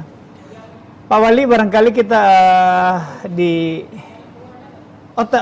sedikit saya terkait dengan Apexi. Ya. Banyak tadi keunggulan, sistem digital, pelayanan, transparan. Apa yang Pak Eri mau sampaikan ke teman-teman wali kota? Apa yang layak dicontoh dari Surabaya? Sebenarnya setiap kota itu punya kelebihan, juga punya kekurangan. Yang saya pikirkan di setiap Apexi adalah bayangkan setiap kota itu tidak membuat sendiri-sendiri. Berapa uang negara yang dikeluarkan? Jadi contoh kalau kita sudah punya aplikasi stunting, coba ini bisa digunakan semua kota kumpul. Ini punya Surabaya, ini punya siapa, dikumpulkan jadi satu, terus dikelola bareng. Akhirnya kita tahu mana yang terbaik, dimasukkan semua jadi sempurna. Ini dipakai semuanya. Sehingga tidak ada, itu yang kita harapkan dari Apexi sebenarnya. Juga ada penyelesaian yang lainnya. Ini saya masih teringat dengan tidak merintis lagi dari nol ya. Karena kalau merintis lagi, ini akhirnya punya aplikasi sendiri, aplikasi ini dengan tujuan yang sama, uang negara habis. Ini yang tidak terpikirkan kadang-kadang. Dan yang paling menakutkan adalah akhirnya seluruh kepala daerah ini berlomba-lomba membuat inovasi yang terus mengeluncurkan uang negara. Ini yang jadi agak susah. Hanya untuk inovasi aplikasi. Akhirnya untuk mendapatkan sebuah penghargaan. Ini jangan sampai, karena itulah di Apexi ini ya kita akan menyatukan itu sebenarnya. Karena saya waktu itu masih ingat Mas, ada namanya lelang elektronik. Apple Group pertama kali itu lelang elektronik dibuat di Surabaya. Hak ciptanya atas nama saya. Jadi seluruh Indonesia mengatakan tidak mungkin dijalankan di Indonesia karena situasinya berbeda, wilayahnya berbeda. Tapi setelah itu diambil oleh Bappenas, setelah itu dipanggil pakai LKPP, di grup oleh KPK, Agus Raharjo waktu itu, buktinya lelang elektronik dipakai seluruh Indonesia sekarang. Satu aplikasi tapi di setiap daerah tidak mengeluarkan biaya masing-masing. Hebat kan? Saya bermimpi Indonesia punya e-procurement, lelang elektronik, Indonesia punya aplikasi stunting, Indonesia punya aplikasi yang satu tapi untuk semua. Inilah kekuatan Pancasila, Bhinneka Tunggal Ika, tapi satu Pancasila. Luar biasa. Pak Wali menjabat sejak 26 Februari 2021. Sebentar lagi oleh undang-undang akan berakhir. Dan 15 bulan lagi akan ada pilkada serentak. Iya, betul. Dengan segala catatan prestasi tadi, masih cinta dengan kota Surabaya atau mau naik kelas? Saya dilahirkan di Surabaya. Pada waktu saya dicalonkan menjadi wali kota, saya tanya ke umi saya, apakah saya diperkenankan menjadi wali kota? Umi tanya saya, niatmu apa? Begitu. Niat saya ingin mensejahterakan warga Surabaya, jangan. Tapi niatmu kamu ganti. Diganti apa, Mi? Kalau umi dan abah meninggal, maka terangi makam umi dan abah dengan kelakuanmu, dan kamu harus membahagiakan warga Surabaya dengan kelakuanmu. Makamnya umi dan abah jadi terang. Oke. Jadi jangan tinggalkan Surabaya sebelum itu berakhir, masa tugasmu berakhir. Karena ini adalah amanah umi dan abah saya baru saja menjadi almarhum, sehingga ini janji saya kepada abah dan umi saya kalau diminta, saya ingin tetap ada di Surabaya. Saya hadir untuk Surabaya, karena saya belum bisa memberikan apa-apa di Surabaya ini dalam waktu masa kepemimpinan saya. Iya. Karena saya 26 Februari, di 2004 September mungkin saya harus berakhir. Berarti 3 tahun setengah, Mas. 3 tahun setengah, setahunnya saya hanya bertemu dengan COVID. Jadi 26 Februari 2021 sampai 26 Februari 2022, saya bekerja hanya masker, vaksin, dan macam-macam. Berarti saya belum bisa memberikan apa-apa kepada warga Surabaya. Hanya 2 tahun setengah. Tapi warga Surabaya belum bisa merasakan kesejahteraan. Karena saya merubah mindset, merubah sumber daya manusianya. Dan itu butuh waktu, dan sekarang sudah terbentuk sumber daya manusia itu. Maka saya ketika mengakhiri tugas saya ingin betul ketika kemiskinannya sudah di bawah 1%, terus stuntingnya zero stunting, itu saya baru bisa meninggalkan Surabaya. Luar biasa. Karena itu janji saya pada umat Surabaya. Ya, jadi bukan janji untuk mensejahterakan rakyat secara mengawang-awang, tetapi juga amanah wasiat. Ya, dari abah dan umi saya, karena abah baru meninggal, berarti saya tidak mungkin membuat gelap makam abah saya dengan tingkah pola saya. Jadi saya harus meninggalkan kebaikan-kebaikan di Surabaya. Luar biasa Pak Eri, tiba kita di penghujung diskusi. Jika ada yang belum saya tanyakan atau Pak Wali mau menyampaikan sebagai closing statement, monggo. Saya hanya berharap dengan adanya Apeksi ini, maka kita bisa menjadi satu kekuatan besar yang seperti lelang elektronik begitu. Apeksi pasti bisa menghasilkan hal seperti itu. Karena Apeksi ini terdiri dari wali kota yang memiliki ilmu yang sangat hebat, memiliki karakter yang kuat, dan saya yakin semuanya punya tujuan untuk kepentingan umat. Ketika semua didasarkan dengan kepentingan umat, maka saya yakin Apeksi bisa memberikan sesuatu yang sangat berharga bagi negara Indonesia ini. Matur suwun, terima kasih Matur Pak nuwun, Wali. Mas, matur nuwun. Terima kasih Tribuners. Saya Domo Ambarita, pamit undur diri, sampai jumpa pada diskusi berikutnya. Wassalamualaikum warahmatullahi wabarakatuh. Waalaikumsalam warahmatullahi wabarakatuh. Matur nuwun. Matur nuwun. Luar biasa.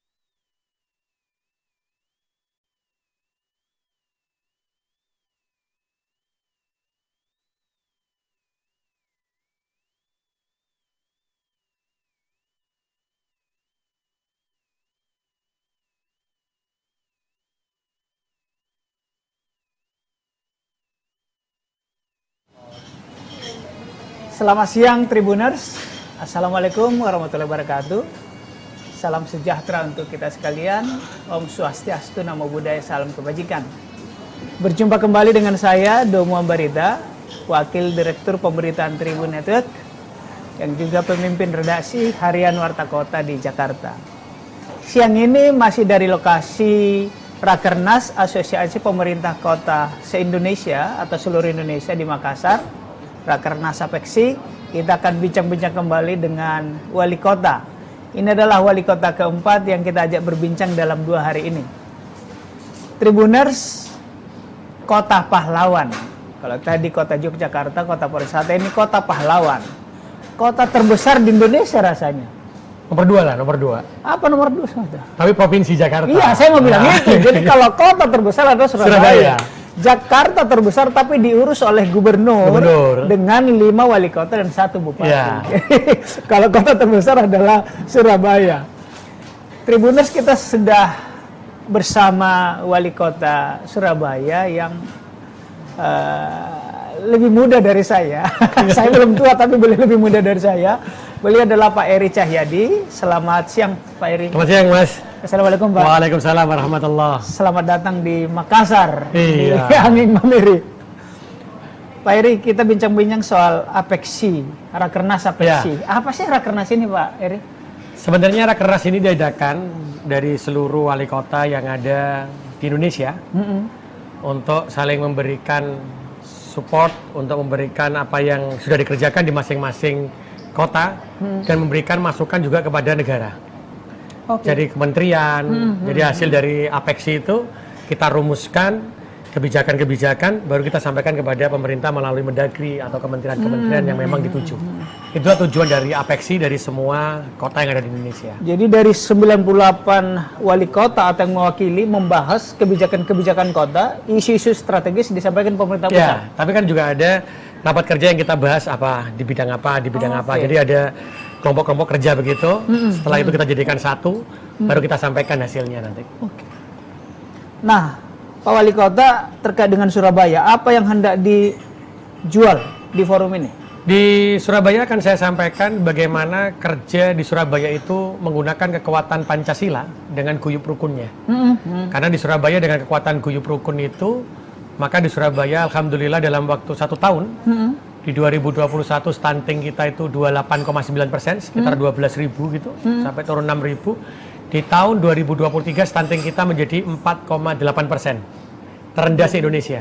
Sekitar 18% turun? Dari 28,9 menjadi 4,8. Wih, 24%. Sehingga disitulah kekuatan kita untuk mengatakan bahwa kekuatan itu adalah guyup rukun. Karena yang mengerjakan berbarengan adalah semua stakeholder yang ada di kota Surabaya, mau pentahelik, mau seluruh rakyat Surabaya itu berjibaku menjadi satu bagian.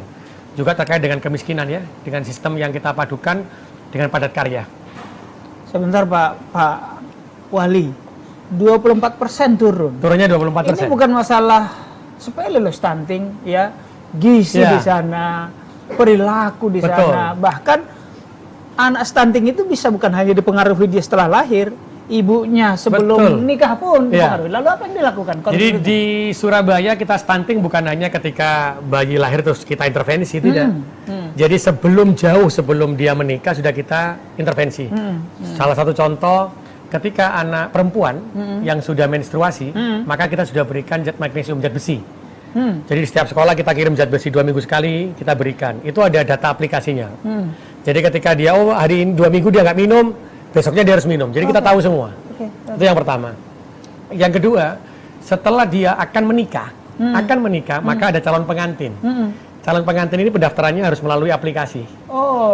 Jadi ketika daftar aplikasi, maka secara otomatis dia akan terdata ke DP3A. Apa itu? DP3A itu pemberdayaan perempuan dan anak. Itu sekaligus juga kepada Dinas Kesehatan. Ketika dia di DP3A, maka dia diberikan bimbingan calon pengantin. Dia ada pertanyaan, ada kelas khusus. Semacam kursus. Betul. Menuju keluarga yang nanti bisa mencegah stunting dan menuju keluarga bahagia. Ketika dia masuk ke Dinas Kesehatan, Puskesmas, maka secara otomatis dia akan diukur beratnya ibunya, berat ibu berapa, lingkar lengan atas berapa, perut berapa. Setelah itu keluarlah surat. Surat ini menuju ke kelurahan. Maka kelurahan memproses. Semuanya by aplikasi nih. Jadi tinggal dia daftar, duduk saja. Setelah itu lari ke kelurahan. Kelurahan sudah keluar suratnya, dilemparlah ke kantor urusan agama. Jadi kantor urusan agama ini tidak akan pernah memanggil calon pengantin untuk dirapak gitu. Kalau ini belum ada surat dari kelurahan dan kecamatan yang dari kesehatan dan DP3A. Ini juga kami kirim ke vihara, juga kami kirim ke gereja. Jadi kalau gereja juga ada yang meminta nikah, maka gereja mensyaratkan itu. Syarat itu harus diikuti. Jadi ketika dia sudah di KUA, maka ketika dia sudah dinikahkan, maka ini akan kembali lagi datanya ke kami lewat aplikasi.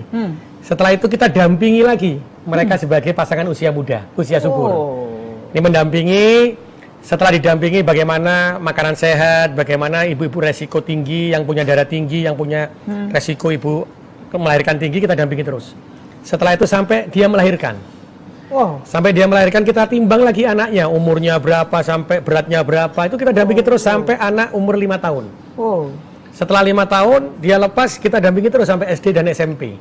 Karena di Surabaya memastikan semua anak harus mendapatkan imunisasi lengkap. Tidak boleh tidak lengkap. Sekaligus kita juga sampai memantau anak itu sampai dengan usia SMP. Wih. Dan di sini kekuatan kita yang tadi saya sampaikan, pemerintah tidak bisa menjalankan ini sendiri. Iya. Siapa yang menjalankan ini di Surabaya? Iya. Ini kita memiliki 48.000 kader. Di setiap RT itu ada 3 orang. Kader apa itu namanya? Namanya bukan kader partai toh. Ya, namanya kader Surabaya Hebat. Surabaya Hebat. Ini terdiri dari para ibu yang luar biasa, yang mereka itu mendata per RT, bertanggung jawab terhadap, oh rumahnya ini rumah tidak sehat, oh ini ada anak putus sekolah, oh ini bayinya beratnya berapa, ini dicatat sama si ibu tadi. Itu masuk ke dalam aplikasi kami, aplikasi Sayang Warga. Sehingga kami dari kantor itu bisa melihat, oh hari ini stunting jumlahnya berapa, turunnya berapa, yang lulus berapa, kita bisa tahu. Dan itu juga ada tim pendamping keluarga juga yang kita lakukan. Dan hari ini di pemerintah kota, kalau jenengan datang ke RT dan RW, jenengan tanya sama kader Surabaya Hebat, ditanya berapa orang miskin di RT ini, berapa jumlahnya stunting, berapa yang putus sekolah sekarang sekolah kembali, RT bisa jawab. Oh, keren. Karena dia buka aplikasi, dia bisa lihat. Dan data di RT itu real time bisa diakses Pak Wali Betul, Kota? itu ada di ruang kerja saya. Ruang kerja saya itu isinya monitor, Bang. Monitor itu lihat real time. Jadi, oh stunting turun naik, oh sekarang PAD kita berapa, oh penyerapan kita berapa, itu ada di real time semua itu. Jadi kepala dinas kalau bertemu saya tidak perlu saya kasih tahu, cuman kamu gimana tuh, kepuasan masyarakat terhadap kamu udah rendah loh, naik loh. Ya. Jadi kita sudah berdasarkan digitalisasi ya, kita menuju smart memang. Kalau wali kota lulusan sarjana teknik dan bisa direkayasa semua. Pak Wali tadi ada penurunan. Kita tahu bahwa stunting itu salah satu saja programnya adalah 2 telur cukup. Iya. Apakah yang dilakukan lebih dari program 2 telur cukup itu di Surabaya? Maksud saya, apakah program dari Pemkot Surabaya lebih dari itu sehingga penurunan lebih cepat? Jadi Pemkot Surabaya ini tidak bekerja sendiri tadi. Kami juga bekerja sama dengan Pentahelik, seluruh perguruan tinggi di kota Surabaya yang ada fakultas kesehatan masyarakat dan kedokterannya. Itu semua turun. Bahkan ada ahli gizi, salah satu profesor di UNER itu memberikan kudapan. Kudapan itu jadi dibentuk jadi makanan terdiri dari apa saja, kudapan itu yang kita berikan. Sehingga ada yang bentuknya seperti sushi teh apa, tapi ada dari ikan lele, dari ikan apa gitu. Dan juga ada kudapan yang dibuat. Itu yang kita berikan kepada anak-anak. Jadi tidak hanya telur. Dan yang hebatnya lagi, orang kader Surabaya Hebat itu tidak hanya diberikan, tapi ditunggu sampai dimakan.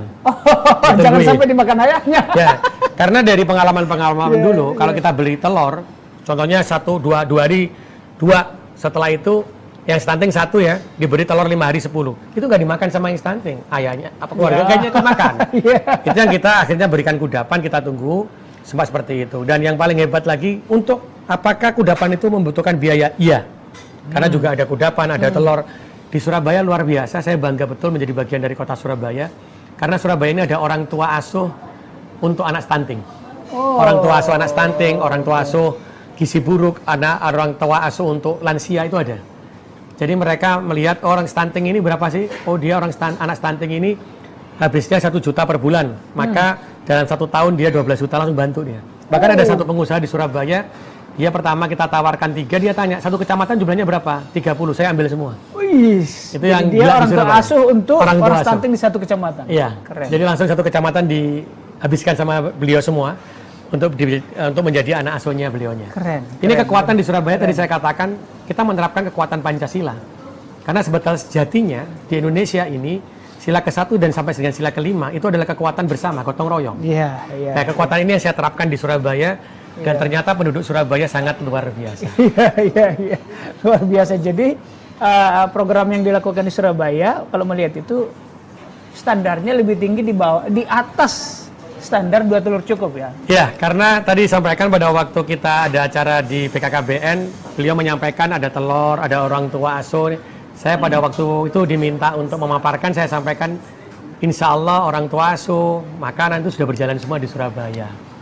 Karena itulah Surabaya hari ini dibuat percontohan ya, bagaimana kok bisa pengusaha mau jadi orang tua asuh. Karena pendekatan Pancasila yang kita lakukan sehingga mereka menyadari betul itu. Itulah mungkin buktinya maka dapat penghargaan Manggala Karya Kencana dari BKKBN. Betul. Karena salah satu penurunannya tertingginya dari Surabaya. Penghargaan tertinggi atas prestasi percepatan penurunan stunting Ya. nasional itu ya. Sampai WHO kemarin dari WHO juga datang, karena dari WHO juga merasa mungkin. Setelah itu dari sekretaris staf susnya presiden, staf susnya wapres datang semua. Memang kenyataannya begini. Karena saya tunjukkan kader Surabaya hebat, beliau pada kaget semua.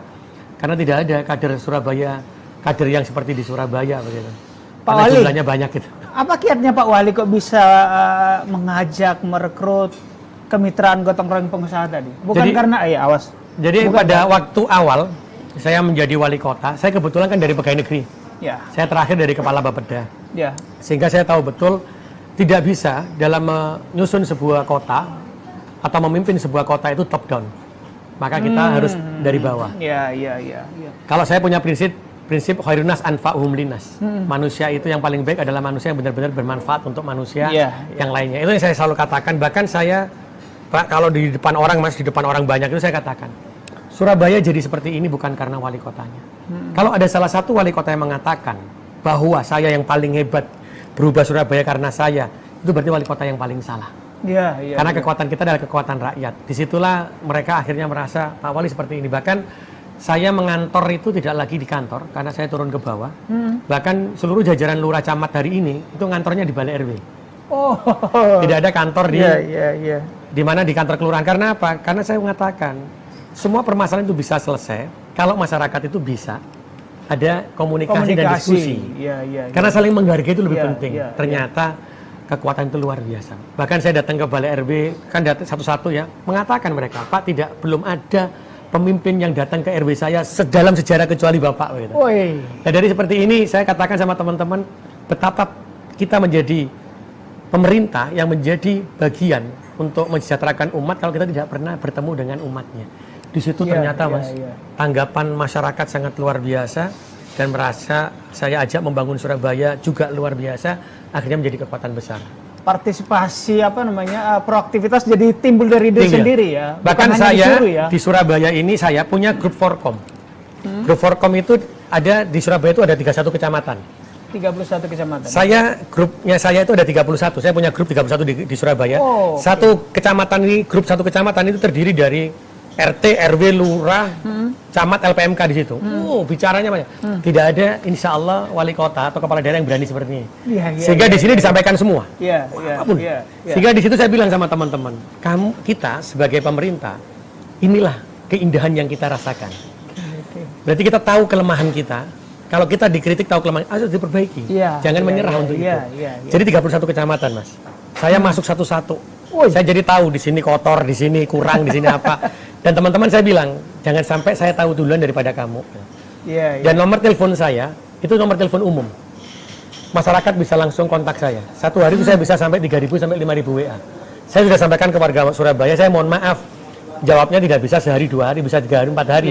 Kalau dulu, Mas, itu saya langsung jawab. Kalau hari ini saya jawabnya agak lama karena kan sampai ribuan. Tapi di situ saya ada yang mengatakan, Pak, kenapa tidak diberikan tim saja? Tidak. Karena saya harus tahu apa yang dimau dan terjadi di masyarakat saya. Dan alhamdulillah setelah kejadian itu saya sampaikan, kumpulkan semua pegawai, saya bilang, kenapa kamu tidak tahu? Saya tahu. Karena nomor telepon saya, masyarakat tahu, masa lurah camat sama kepala dinas nomor teleponnya nggak dikasih ke warganya. Setelah itu nomor teleponnya nggak ada yang nggak dikasih, Pak. Dikasih semua. Dan itu saya bilang, bayangin, mereka jadi kepala dinas, jadi lurah camat, nomor teleponnya disimpan nggak dikasih warganya. Kan nggak pantas gitu kan. Kota dapat, Pak. Akhirnya semua dikasih. Tugas kita sekarang agak ringan gitu. Tapi ngomong-ngomong, dialokasikan terkait itu tadi di akses publik. Dialokasikan berapa jam per hari hanya untuk melihat WA keluhan warga? Saya kalau melihat keluhan warga itu saya pasti di pagi hari dan malam hari. Ketika itu saya kalau menjawab WA itu sekitar jam 8 sampai jam 12 malam. Itu setiap hari. Tapi di sela-sela pekerjaan saya pasti akan buka. Dan akhirnya dari pengalaman itu saya buat aplikasi, Mas. Bikin sendiri? Ya, bikin sendiri. Saya aplikasi di Surabaya nggak ada yang bikin orang, bikin sendiri sama teman-teman. Jadi di situ itu yang di grup Forkom tadi, itu sama yang masuk ke WA saya, itu otomatis langsung bisa ke grup. Jadi masuk, ini kecamatan ini kecamatan ini, kecamatan ini, kecamatan ini. Saya udah tahu di aplikasi. Setelah itu saya langsung lempar ke mana? Lempar ke teman-teman langsung kelihatan. Ini menyelesaikannya dalam waktu 1 kali 24 jam atau lebih. Oh. Jadi saya lihat aja teman-teman. Jadi teman-teman alhamdulillah sekarang tidak ada yang kerjanya tidak terpantau, tidak ada. Oke. Kalau bisa saya runutkan adalah Pak Wali Kota turun ke bawah ke RW Betul. secara fisik, Ya. lalu membuat grup-grup WA untuk menampung berinteraksi dengan RT, RW, lurah, camat, dan apapun namanya FMK itu di kecamatan, menampung aspirasi mereka lalu diidentifikasi ini ke sini, ini ke sini. Betul. Lalu dimonitor Iya. solusinya. Betul, karena kami punya kontrak kinerja. Di Kota Surabaya itu, saya punya kontrak kinerja dengan seluruh kepala dinas, kepala OPD, kepala dinas, lurah camat. Itu punya output dan outcome. Penyelesaian pekerjaan berapa lama begitu. Di bawahnya ada surat pernyataan. Jikalau saya tidak mencapai output dan outcome saya, dan tidak menyelesaikan 1 kali 24 jam, maka saya siap dan bersedia tanpa menuntut untuk diganti, ditandatangani di atas materai. Itu namanya kontrak kinerja. Wow. Dan hari ini saya sudah menurunkan berapa orang ya? Jadi saya bukan karena suka dan tidak suka, Oke, tapi karena output dan outcome. Objektif. Oke. Saya bilang sama teman-teman, saya tidak ingin pegawai negeri jadikan politisasi. Tapi kamu bekerja dengan hatimu, dengan output dan outcome. Jadi siapa yang mau jadi output ini silakan jadi kepala dinas. Kalau tidak mampu silakan minggir. Oke. Akhirnya ada tanda tangan. Ada yang kepala dinas cuma 1 tahun ganti. 1 tahun ganti. Ada yang lepas dari camat. Karena output outcome-nya tidak tercapai. Saya bilang, ini bukti bukan saya suka dan tidak suka. Tapi kamu yang sendiri yang bisa mempertahankan jabatanmu, bukan saya. Oke. Itu yang terjadi di Dengan Surabaya. objektif, transparan begitu dia nggak sakit hati dong. Betul. Karena akhirnya ya banyak yang menerima. Karena outputnya memang nggak tercapai, bukan saya loh. Oke. Outputnya nggak tercapai, ada evaluasi kan. Harusnya sasarannya 80, sasarannya cuma terjadi 40. Ya sudah Oke. dia mengundurkan diri. Oke. Pak Wali, stunting turun, lalu di sisi lain kemiskinan juga menurun, 5,98% begitu? Jadi awalnya 5,9 sekarang jadi 4,3. Pengangguran yang dari pengangguran terbuka dari 9,7 menjadi 7,3. Oke. Apa yang dilakukan itu untuk kemiskinan pengangguran? Ini, jadi sama. Semua data kita tahu. Saya sampaikan kepada kepala dinas. Saya mau tanya, coba dibuka anggaran kamu, saya bilang gitu. Dibuka, Bang. Misalnya dinas apa nih? Dinas PU Bina Marga. PU Bina Marga saja. Oke. Dari anggaran yang kamu punya, berapa kamu bisa turunkan kemiskinan? Berapa kamu bisa menyerap tenaga kerja? Oke, itu yang realnya, menyerap Itu tenaga kerja real. ya, menyerap ya. Oke. Di situ mereka mengatakan, tidak bisa Pak kita menurunkan kemiskinan. Karena kita ini adalah dinas teknis. Contohnya mengerjakan paving, Ya. mengerjakan Udit Culvert itu. Saya senyum. Oke, nggak bisa menurunkan kemiskinan. Apa yang namanya UMKM, saya bilang gitu. Usaha mikro kecil. Apa yang dilakukan? Buat kue. Terus salah. Orang menyediakan pasir itu UMKM. Orang membuat paving itu UMKM. Oke. Baru mereka terkejut. Kamu buka anggaran paving. Dibuka anggaran paving. Paving itu ada berapa? Ada K175, ada K250, ada K350. Saya bilang, kalau mau dilewati motor sama mobil, tidak dilewati truk, berapa? K-nya, 175. Saya tanya, 175 siapa yang ngerjakan? Pabrikan. Kenapa kok pabrikan? Apa tidak bisa dikerjakan masyarakat? UMKM. Bisa. Saya buka. Ada nggak asetnya pemerintah yang nganggur? Banyak, Pak. Buka asetnya, kamu beli alatnya, buka pabrik di sana yang bekerja orang miskin. Iya. Kamu dampingi sampai dia mampu mencetak itu.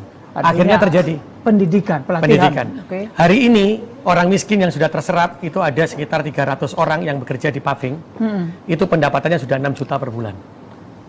Ini hanya untuk paving loh. Mereka diambil dari mana? Contohnya orang miskin ini diambil dari mana? Jadi kita punya data, orang miskin di Surabaya berapa ratus ribu. Oke. Jadi awalnya kita 1 juta jiwa, sekarang tinggal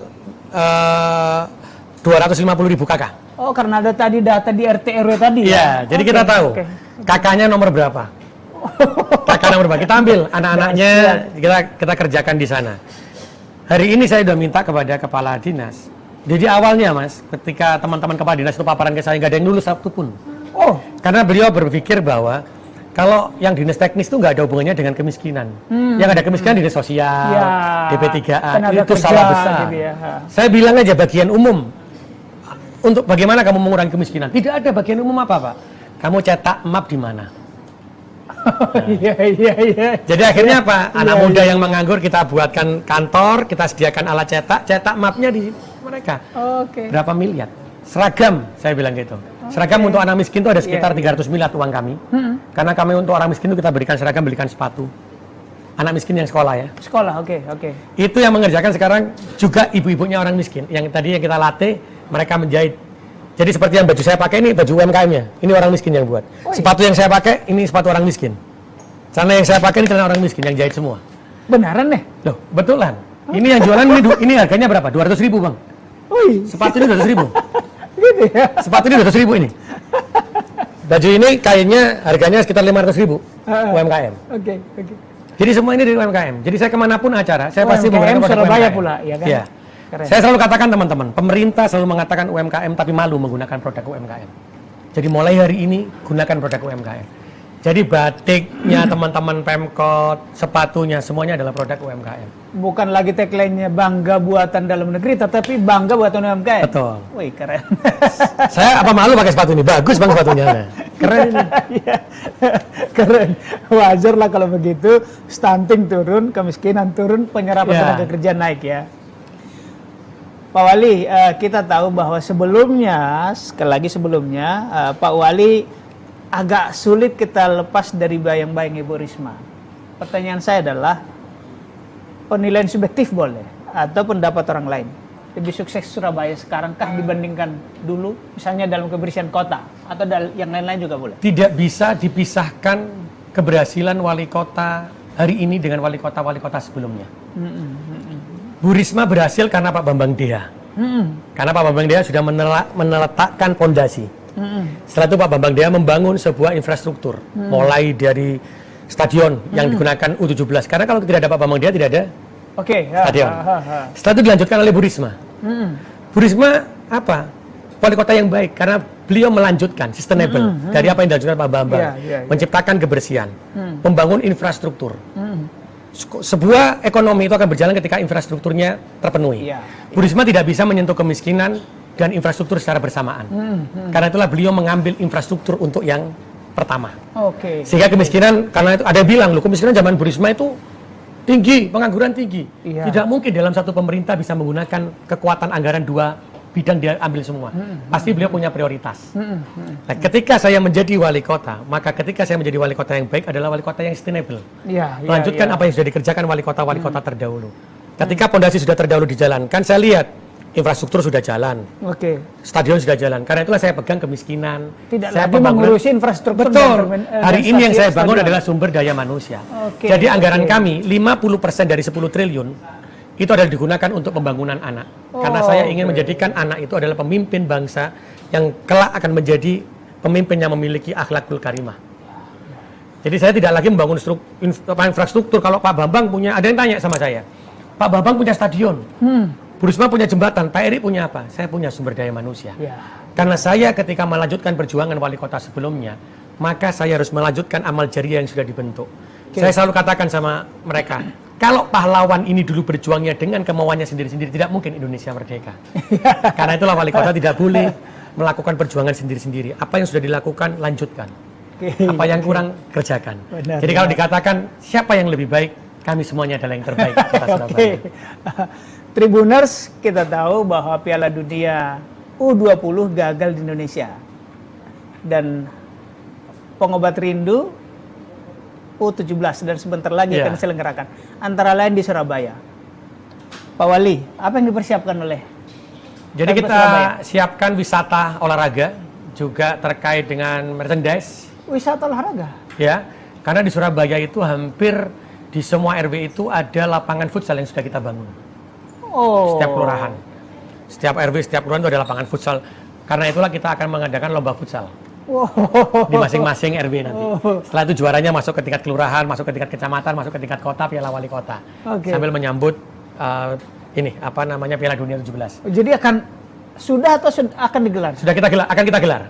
Nanti kita akan gelar pada sebenarnya kemarin, tapi karena batal baru ini kan ada U17 kita gelarkan nanti di awal Agustus. Setelah itu juga ada merchandise yang akan dibuat oleh para UMKM-nya Kota Surabaya. Jadi nanti kita akan pastikan kalau Surabaya nanti sudah ini tim mana saja, negara mana saja, kita buatkan baju, kita taruh di stadion nanti. Kita akan ramaikan Kota Surabaya menyambut Piala Dunia U17. Luar biasa. Pak Eri memang kan penggemar Persebaya ya, setiap pertandingan. Kita pasti nonton itu. Setiap pertandingan pasti nonton ya. Baik, luar biasa Surabaya. Pak Wali, barangkali kita sedikit saya terkait dengan Apexi. Ya. Banyak tadi keunggulan, sistem digital, pelayanan, transparan. Apa yang Pak Eri mau sampaikan ke teman-teman wali kota? Apa yang layak dicontoh dari Surabaya? Sebenarnya setiap kota itu punya kelebihan, juga punya kekurangan. Yang saya pikirkan di setiap Apexi adalah, bayangkan setiap kota itu tidak membuat sendiri-sendiri. Berapa uang negara yang dikeluarkan? Jadi contoh, kalau kita sudah punya aplikasi stunting, coba ini bisa digunakan semua kota kumpul. Ini punya Surabaya, ini punya siapa, dikumpulkan jadi satu, terus dikelola bareng. Akhirnya kita tahu mana yang terbaik, dimasukkan semua jadi sempurna. Ini dipakai semuanya. Sehingga tidak ada, itu yang kita harapkan dari Apexi sebenarnya. Juga ada penyelesaian yang lainnya. Ini saya masih teringat dengan... Tidak merintis lagi dari nol ya? Karena kalau merintis lagi, ini akhirnya punya aplikasi sendiri, aplikasi... Ini dengan tujuan yang sama, uang negara habis. Ini yang tidak terpikirkan kadang-kadang. Dan yang paling menakutkan adalah, akhirnya seluruh kepala daerah ini berlomba-lomba membuat inovasi yang terus mengeluncurkan uang negara. Ini yang jadi agak susah. Hanya untuk inovasi aplikasi. Iya, akhirnya untuk mendapatkan sebuah penghargaan. Ini jangan sampai, karena itulah di Apexi ini ya kita akan menyatukan itu sebenarnya. Karena saya waktu itu masih ingat, Mas, ada namanya lelang elektronik. Apple Recruitment pertama kali itu lelang elektronik dibuat di Surabaya. Hak ciptanya atas nama saya. Jadi seluruh Indonesia mengatakan tidak mungkin dijalankan di Indonesia karena situasinya berbeda, wilayahnya berbeda. Tapi setelah itu diambil oleh Bappenas, setelah itu dipanggil pakai LKPP, di grup oleh KPK, Agus Raharjo waktu itu, buktinya lelang elektronik dipakai seluruh Indonesia sekarang. Satu aplikasi, tapi di setiap daerah tidak mengeluarkan biaya masing-masing. Hebat kan? Saya bermimpi Indonesia punya e-procurement, lelang elektronik, Indonesia punya aplikasi stunting, Indonesia punya aplikasi yang satu tapi untuk semua. Inilah kekuatan Pancasila, Bhinneka Tunggal Ika, tapi satu Pancasila. Luar biasa. Pak Wali menjabat sejak 26 Februari 2021. Sebentar lagi oleh undang-undang akan berakhir. Dan 15 bulan lagi akan ada pilkada serentak. Iya, betul. Dengan segala